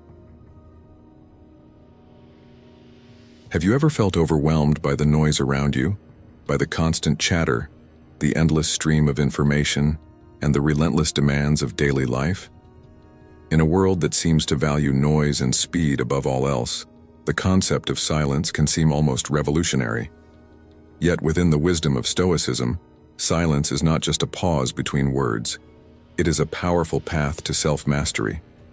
The Stoics, known for their profound insights into human behavior and the nature of life, believed that true mastery over oneself begins with the ability to be silent, to listen, and to reflect. Be silent, Epictetus advised, and let your mind speak. This idea might seem counterintuitive in a society that encourages us to speak up, to express ourselves, and to make our voices heard. But what if the true path to understanding yourself and mastering your own mind starts not with speaking, but with silence? What if the answers you seek are not out there, but within you, waiting to be heard in the quiet moments? Consider how much time we spend filling every silence with noise, whether it's the noise of social media, the news, or our own internal dialogues. We often fear silence because it forces us to face ourselves, to confront our thoughts, emotions, and truths that we might be avoiding. But this is precisely why silence is so powerful. It is in these quiet moments that we gain the most profound insights into who we are and what we truly want from life. Silence gives us the space to examine our thoughts without distraction, to question our beliefs, and to understand our motivations. As Marcus Aurelius, the Stoic emperor of Rome, wrote in his Meditations, "Nowhere can a man find a quieter or more untroubled retreat than in his own soul. By embracing silence, we create a sanctuary within ourselves, a place of calm and clarity where we can begin the journey of self-mastery." Have you ever taken a moment to sit in complete silence and listen to your thoughts? What did you hear? What might you learn about yourself if you allowed yourself more moments like this? To master oneself through silence is to cultivate a disciplined mind. The Stoics teach that our thoughts shape our reality, and therefore, controlling our thoughts is key to mastering our emotions and actions. When we practice silence, we are not simply refraining from speaking. We are actively engaging in a process of self-reflection and self-regulation. We are learning to observe our thoughts without judgment, to let go of the ones that do not serve us, and to cultivate those that lead us to wisdom and inner peace. Think of silence as a tool for sharpening your mind, much like a whetstone sharpens a blade. When we allow our minds to settle into silence, we create the conditions for clarity and focus to emerge. How often do we find ourselves reacting impulsively to situations because we haven't taken a moment to pause and reflect? How might our lives be different if we learned to respond with thoughtful intention rather than impulsive reaction? Silence also teaches us patience, a critical component of self-mastery. In our fast-paced world, we are conditioned to seek immediate gratification, quick answers, and instant results. But the greatest growth often comes from patience, from allowing things to unfold naturally rather than forcing them to happen. In silence, we learn to wait, to observe, and to understand that not everything requires immediate action or response. This patience allows us to make better decisions, to act with wisdom rather than haste, and to remain composed even in the face of uncertainty or adversity. As Seneca, another Stoic philosopher, wisely noted, "It does not matter how slowly you go as long as you do not stop." In the practice of silence, we learn that progress is not always about speed. Sometimes it is about consistency and perseverance. Have you ever considered how often impatience leads to mistakes or regrets? What if you chose instead to embrace the patience that comes from silence? Moreover, silence fosters humility, a recognition that we do not have all the answers and that there is always more to learn. When we are silent, we open ourselves up to new ideas, perspectives, and insights. We listen more attentively to others and to the world around us. This humility is crucial for self-mastery because it keeps us open-minded and receptive to growth. It reminds us that the journey to understanding ourselves is ongoing, that mastery is not a destination, but a continuous process of learning and evolving. The Stoics believe that wisdom begins with wonder, and in silence, we find the space to wonder, to question, to explore, and to seek deeper understanding. How might your life change if you approached it with a spirit of curiosity and humility, always open to learning and growing? Let's also reflect on how silence can improve our relationships with others. By mastering the art of silence, we become better listeners, more empathetic, and more understanding. We create space for others to express themselves fully without the need for immediate response or judgment. This practice can transform our relationships, making them deeper, more authentic, and more meaningful. Picture how different your interactions might be if you listened more and spoke less, if you gave others the gift of your full attention and presence. What might you learn from them? How might your relationships change if you practiced the humility and patience that silence teaches? In modern life, embracing silence as a path to self-mastery is both a challenge and a necessity. It requires us to step back from the noise and chaos of daily life, to resist the urge to constantly fill every moment with activity or distraction. It invites us to create moments of stillness where we can connect with our true selves, reflect on our values, and align our actions with our deepest intentions. It calls us to cultivate a quiet strength that is not easily shaken by external events or the opinions of others, a strength that comes from knowing oneself and remaining true to that understanding. So, how can you start incorporating more silence into your life? How can you use silence as a tool for self-mastery and personal growth? Perhaps it begins with a few minutes each day of quiet reflection, of sitting in stillness and simply observing your thoughts. Or maybe it's about finding moments throughout your day to pause, breathe, and listen to the world around you and within you. Remember that the power of silence is not in the absence of sound, but in the presence of awareness. It is through silence that we find our true selves, that we gain clarity and insight, and that we learn to master our own minds and lives. As you go about your day, consider the role silence plays in your life. Are you using it to its full potential? Are you allowing it to guide you toward greater self-understanding and mastery? The Stoics remind us that silence is a powerful ally on the path to wisdom and inner peace. So, embrace it, make it a part of your daily practice, and see what new insights and strengths emerge from the quiet. What could you discover about yourself if you allowed silence to speak? The answers, like the silence itself, are waiting for you to listen. 7. Cultivating patience through silence. In today's world where speed and instant gratification often dominate our lives, the art of patience seems almost forgotten. We live in a society that constantly urges us to act quickly, to seek immediate results, and to constantly stay ahead of the curve. But what if the real strength lies not in how fast we can move or how much we can achieve, but in our ability to be still, to wait, and to allow things to unfold in their own time? This is where the power of silence comes into play, a tool that, when used correctly, can help us cultivate patience, a virtue that is at the very heart of Stoic philosophy.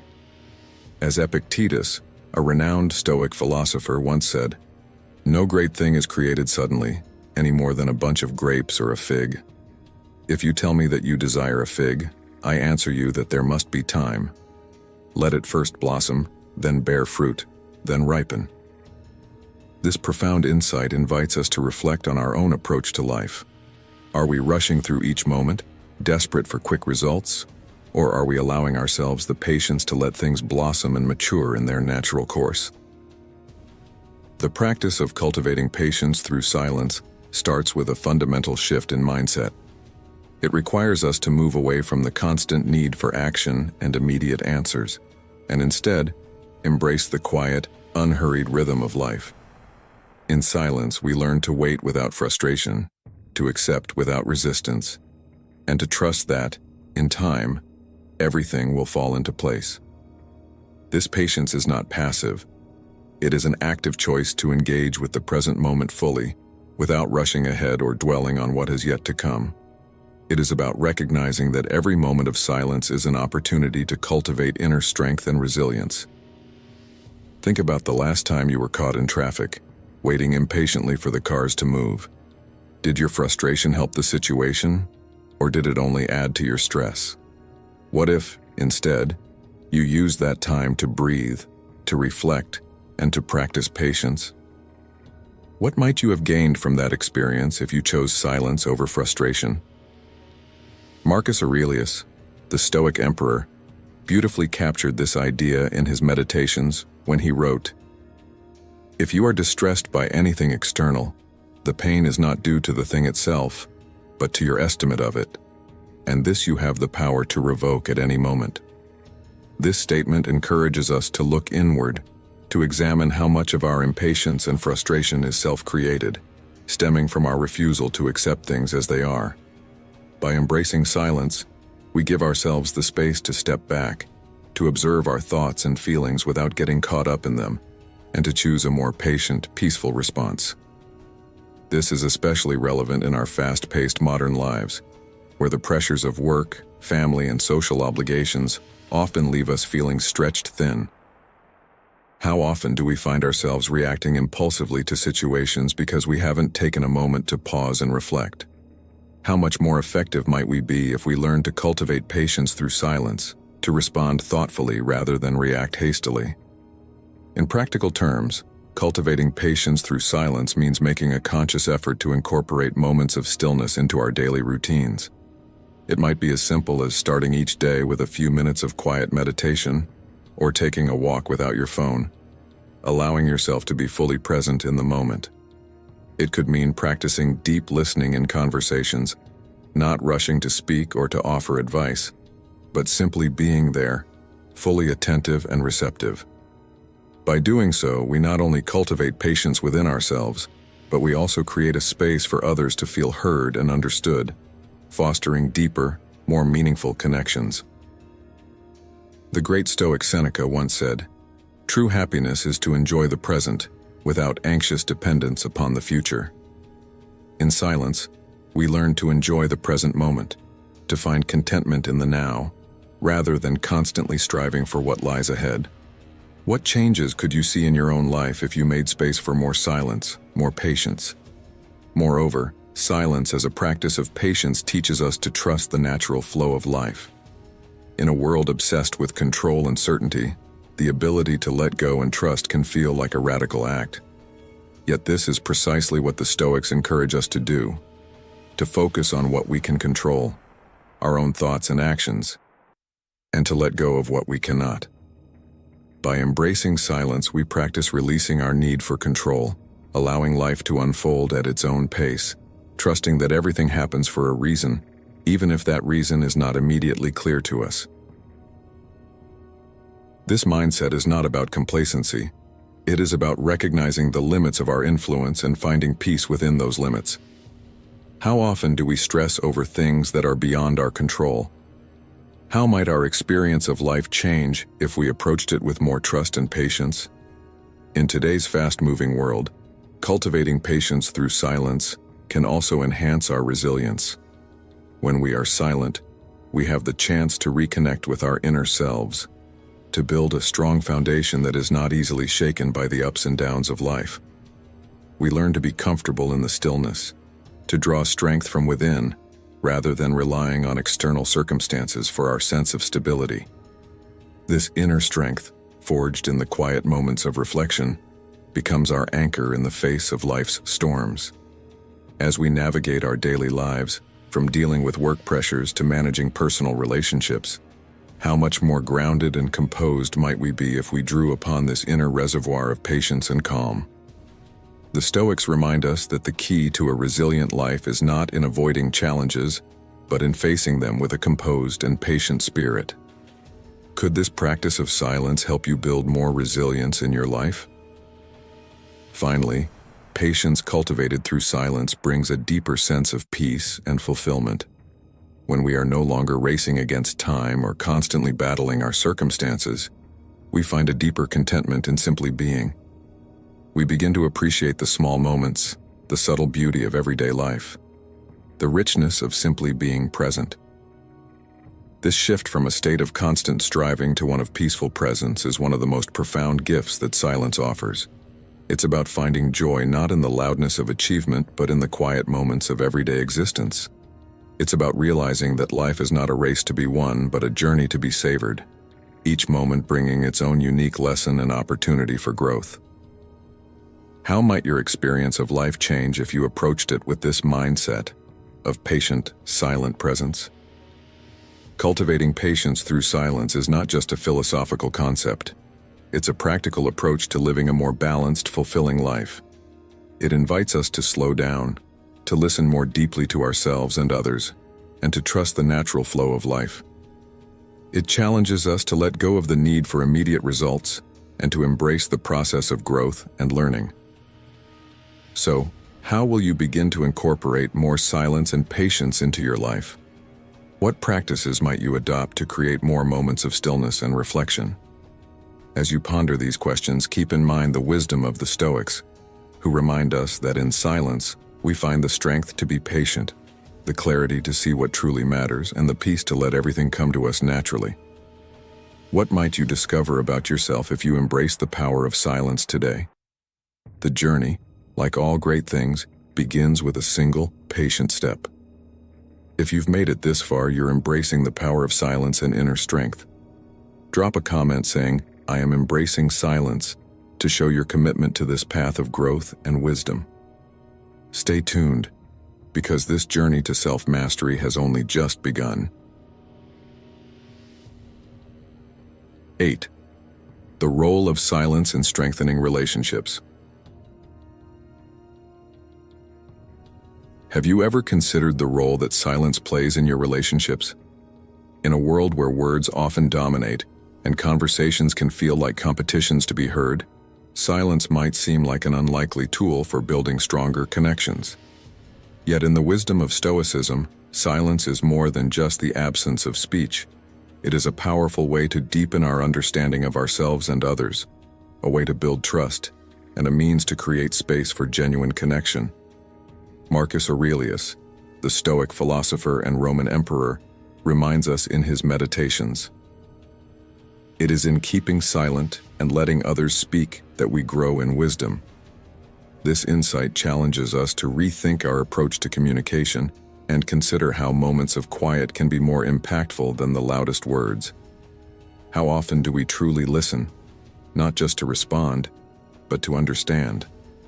How often do we allow silence to do its work in bringing us closer to those we care about?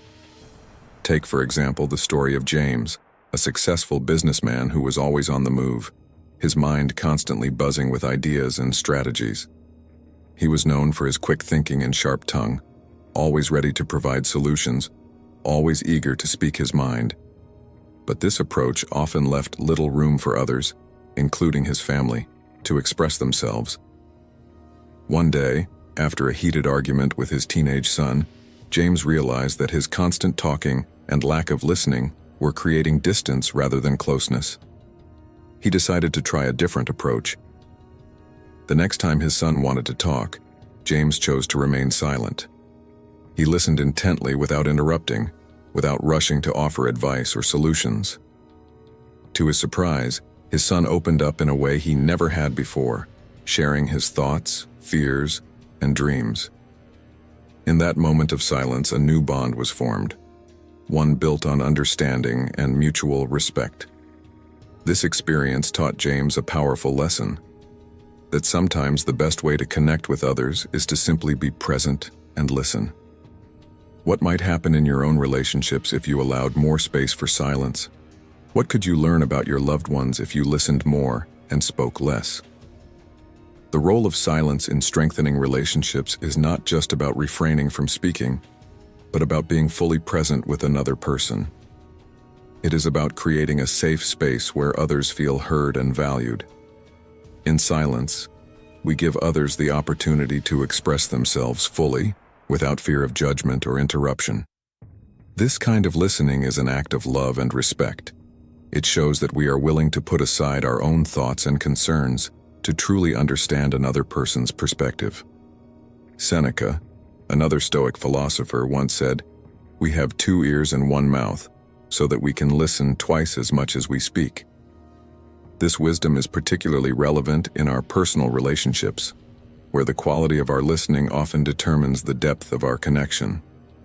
How might your interactions with your partner, children, or friends change if you approached each conversation with a commitment to listen deeply, to be fully present, and to allow silence to play its part? In modern life, where technology often distracts us and divides our attention, practicing silence in relationships can be a challenge, but it is a challenge worth embracing. Think about how often we are physically present with someone but mentally elsewhere, distracted by our phones, our thoughts, or our worries. How often do we miss the nuances of a conversation because we are too busy thinking about what to say next or how to respond? By choosing to be silent and fully present, we offer the greatest gift we can give to someone, our undivided attention. We create a space where real communication can happen, where both parties feel respected and understood. How might your relationships improve if you made a conscious effort to be more present, to listen more deeply, and to speak less? Could silence be the key to unlocking deeper understanding and connection? Silence also allows us to develop empathy, a crucial component of any strong relationship. When we are silent, we are better able to put ourselves in the shoes of the other person, to understand their emotions and experiences from their perspective. This empathy builds trust and deepens our bonds with others. It shows that we are not just hearing words, but we are truly listening and caring about what is being shared. In a world that often prioritizes speaking over listening, cultivating empathy through silence is a radical but deeply effective practice. It is a reminder that sometimes the most powerful form of communication is not speaking, but listening. How often do you find yourself truly empathizing with others in your life? What steps can you take to cultivate more empathy in your relationships? Moreover, silence gives us time to reflect before we respond. Too often, in the heat of the moment, we say things we don't mean or react in ways we later regret. Silence provides a buffer, a moment to breathe and consider our words carefully. It allows us to choose our responses with intention rather than reacting impulsively. This reflective silence can prevent misunderstandings and conflicts, leading to more thoughtful and constructive communication. As the Stoics teach, control your emotions, or they will control you. Silence helps us practice this control, giving us the space to process our emotions before they spill out in harmful ways. How might your conflicts with others change if you took a moment of silence before responding? Could this practice lead to more peaceful and productive conversations?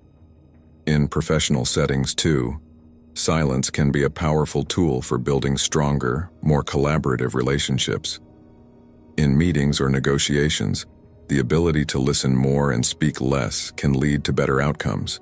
It allows us to understand the needs and concerns of others, to identify common ground, and to build consensus. It also demonstrates humility and openness, qualities that can enhance our reputation and build trust with colleagues and clients. In this way, silence becomes not just a personal practice, but a strategic one, helping us to navigate complex social dynamics with grace and effectiveness. What impact might silence have in your professional life if you chose to listen more deeply and speak more thoughtfully? Ultimately, the role of silence in strengthening relationships comes down to a simple truth. Connection is built on understanding, and understanding begins with listening. By embracing silence, we create the space for true understanding to flourish. We build deeper, more meaningful relationships based on trust, respect, and empathy. As we navigate our busy lives, it is easy to forget the power of silence, but the Stoics remind us that it is a crucial tool for personal growth and connection with others. So, as you move forward in your relationships, consider how you might use silence to strengthen your bonds with those you care about. How can you create more opportunities for listening and understanding? How can you use silence to build deeper connections in your life? The lesson here is clear. Silence is not a void to be filled, but a space to be embraced. It is a powerful tool for deepening our relationships and understanding those around us more fully. By making a conscious effort to practice silence, to listen more, and to speak less, we open ourselves to deeper connections, greater empathy, and a more profound understanding of the people we care about. So, the next time you find yourself in a conversation, ask yourself, how can I use silence to build a stronger connection? What might I learn if I simply listen? The answers may surprise you, revealing the true power of silence in strengthening your relationships and bringing you closer to the people who matter most. 9. Silence as a tool for emotional regulation. In a world where emotions often run high and reactions come fast, the idea of using silence as a tool for emotional regulation can seem both radical and profoundly simple. We live in a time when expressing our feelings is encouraged, and while this can be healthy, it often leads us to react impulsively, driven by the heat of the moment. But what if we could harness the power of silence to better manage our emotions, to create a space between what happens to us and how we choose to respond? The Stoics, with their timeless wisdom, offer a profound insight into this practice. Marcus Aurelius, one of the greatest Stoic philosophers, wrote in his Meditations, "You have power over your mind, not outside events. Realize this, and you will find strength." This quote reminds us that true emotional control begins from within, and silence is a powerful tool to cultivate this inner strength. By choosing silence, we create a moment to pause, reflect, and decide the most constructive way to respond. But how does one actually use silence to regulate emotions, and why is it so effective? Consider the story of Michael, a seasoned manager at a high-pressure company where decisions are made quickly and tempers often flare. Michael used to be quick to react, snapping at colleagues, raising his voice in frustration, or making hasty decisions that he later regretted. He felt constantly on edge, his emotions always just below the surface, ready to explode. One day, after a particularly heated meeting, a mentor suggested that he try something different. Instead of reacting immediately, he should take a moment of silence before responding. Michael decided to give it a try. The next time he felt anger rising, he paused, took a deep breath, and remained silent. In that brief pause, he found a moment of clarity. He realized his anger was not helping the situation, and that a calm, measured response would be more effective.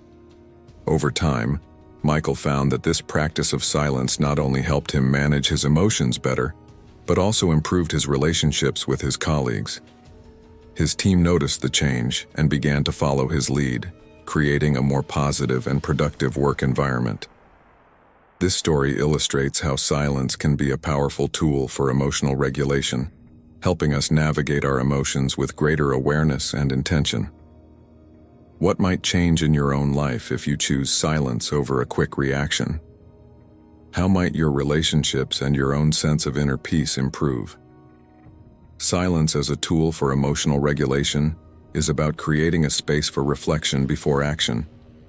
It's about giving ourselves the time to process our emotions, to understand where they are coming from, and to decide how we want to respond. This practice aligns with the Stoic idea that we cannot always control what happens to us, but we can control how we respond. By taking a moment of silence, we allow ourselves to step back from our immediate reactions and gain a clearer perspective. This pause can prevent us from saying or doing something we might later regret. It allows us to choose a response that is more aligned with our values and long-term goals. How often have you found yourself regretting something you said or did in the heat of the moment? What if instead, you gave yourself the gift of silence to consider your response more carefully? In practical terms, using silence as a tool for emotional regulation means cultivating a habit of pausing before reacting. This could be as simple as taking a few deep breaths, counting to 10, or stepping away from a heated situation to gather your thoughts. It's about creating a buffer between the stimulus and your response, giving yourself time to think and choose a response that serves you and the situation better. The Stoics believed that this kind of self-control is essential for living a virtuous and fulfilling life. Seneca, another great Stoic thinker, said, "Most powerful is he who has himself in his own power." By practicing silence, we develop the strength to control our reactions and not be controlled by them. How might your life be different if you made a habit of pausing in silence before reacting? Could this practice help you build stronger relationships, make better decisions, and feel more in control of your emotions? Moreover, silence can help us become more aware of our emotional triggers. When we are silent, we have the opportunity to observe our thoughts and feelings without immediately acting on them. We can notice what situations or people tend to trigger strong emotional reactions and begin to understand why. This awareness is the first step to managing our emotions more effectively. It allows us to anticipate our reactions and prepare ourselves to respond in a more measured way. 10. Silence as a gateway to creativity and insight. Have you ever wondered why some of your best ideas come to you in the shower, on a quiet walk, or in the moments just before falling asleep? There is a reason for this, a profound and often overlooked connection between silence and creativity. In our busy, noisy world, where the constant chatter of daily life fills every waking moment, we seldom give ourselves the gift of silence. Yet, it is in these quiet moments that we unlock the gateway to creativity and insight. The Stoic philosophers understood this well, recognizing that true wisdom and innovation often arise not from constant activity and noise, but from moments of stillness and reflection. As Seneca, the great Roman Stoic, once said, "The mind that is anxious about future events is miserable." This suggests that to find clarity and inspiration, we must quiet our minds and allow thoughts to settle, creating space for new ideas to emerge. But how exactly does silence serve as a catalyst for creativity and insight? And what steps can we take to harness its power in our own lives? Consider the story of Richard, a middle-aged architect who found himself stuck in a creative rut. Despite years of experience, he struggled to come up with fresh designs, feeling overwhelmed by the constant demands of clients, meetings, and the endless stream of notifications from his devices. Richard realized that his mind was cluttered, not allowing any room for creativity to flourish. Desperate for a breakthrough, he decided to take a different approach. Instead of forcing ideas to come, he took time away from his daily grind to embrace silence. He spent mornings walking in the park without his phone, simply observing his surroundings and letting his mind wander. He practiced meditation, allowing himself to focus on his breath and clear his mind of distractions. Over time, something remarkable happened. Ideas began to flow naturally, almost effortlessly. He found that in the quiet, his mind had the freedom to connect disparate thoughts and generate innovative designs that were not just functional but truly inspired. This experience taught Richard a valuable lesson: that silence is not just the absence of noise, but a fertile ground for creativity and insight to grow. How often do you allow yourself the space to be silent and reflective? What creative potential might you unlock if you did? Silence as a gateway to creativity works because it allows our minds to enter a state of relaxation, free from the constant bombardment of external stimuli. In this state, the mind can wander and explore new ideas without the pressure of immediate action or decision-making. This aligns with the Stoic belief that wisdom comes from introspection and contemplation. When we are silent, we give our subconscious mind the opportunity to process information, make new connections, and come up with novel solutions. It's no coincidence that some of history's greatest thinkers, like Albert Einstein, often credited moments of quiet contemplation with their most profound insights. By allowing ourselves moments of silence, we create the conditions for our minds to innovate and find new perspectives on problems that may have seemed insurmountable. How might your own problem-solving abilities change if you regularly set aside time for quiet reflection? Moreover, silence cultivates a deeper awareness of our inner thoughts and feelings, which is essential for creative thinking. When we are constantly distracted by noise and activity, we become disconnected from our own inner world. We lose touch with the subtle intuitions and emotions that often guide our best ideas and decisions. Silence helps us reconnect with these inner signals, giving us access to a richer, more nuanced understanding of ourselves and the world around us. This self-awareness is not just about knowing our strengths and weaknesses, it's about tapping into a deeper source of creativity that resides within all of us. As Marcus Aurelius noted, "Look within. Within is the fountain of good, and it will ever bubble up if thou wilt ever dig." This quote reminds us that the source of our greatest ideas and insights lies within us, and it is through silence that we can access it. How might your approach to creativity change if you began to see silence as a necessary ingredient rather than a luxury? In the context of modern life, where we are constantly connected and always on, making time for silence can be challenging, but incredibly rewarding. It requires a conscious effort to unplug, to step away from the constant noise of social media, emails, and news feeds, and to embrace moments of stillness. This could be as simple as starting your day with 10 minutes of meditation, taking a quiet walk during lunch, or dedicating time each evening to sit in silence and reflect on your day. These practices not only help clear the mind, but also create a habit of making space for creativity to flourish. The Stoics believed in the importance of daily practices that cultivate the mind and spirit, and silence is a powerful practice that aligns with this philosophy. What steps can you take to create more silence in your daily routine? How might these small changes lead to big breakthroughs in your personal and professional life? Silence also allows us to break free from conventional thinking patterns and explore new possibilities. When we are caught up in the noise of everyday life, our thinking can become rigid and predictable, limited by the constraints of routine and habit. But in silence, we can step outside these boundaries and consider new ideas and perspectives. We can challenge our assumptions and explore possibilities that we might have dismissed in the rush of daily life. This openness to new ideas is the hallmark of a creative mind, and it is something we can all cultivate through the practice of silence.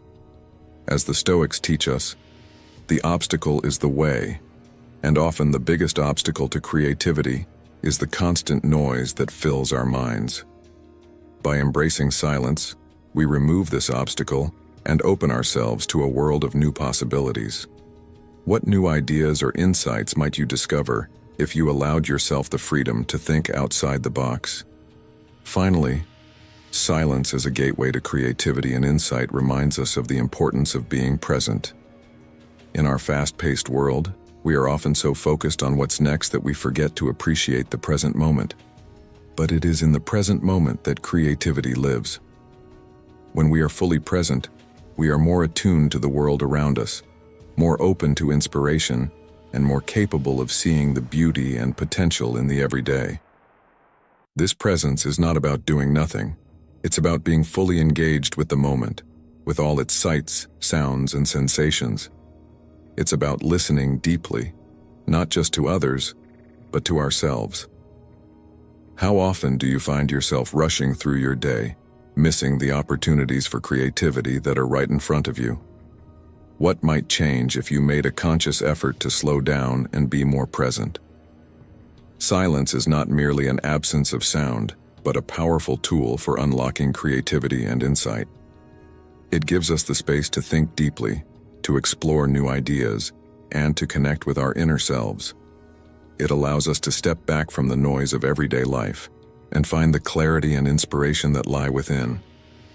As you go about your day, consider how you might use silence to enhance your creativity and gain deeper insights into the challenges you face.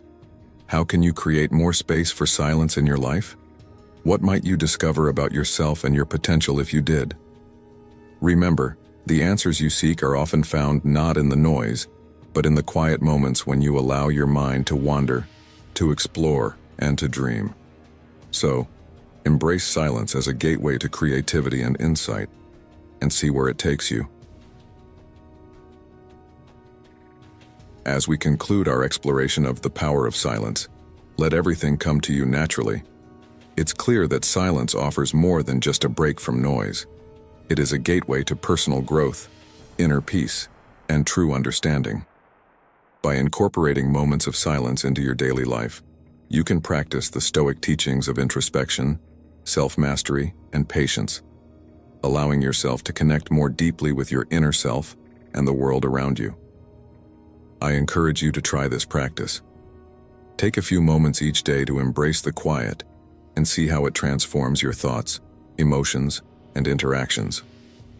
What insights might you gain? How might your perspective shift? Share your experiences in the comments below.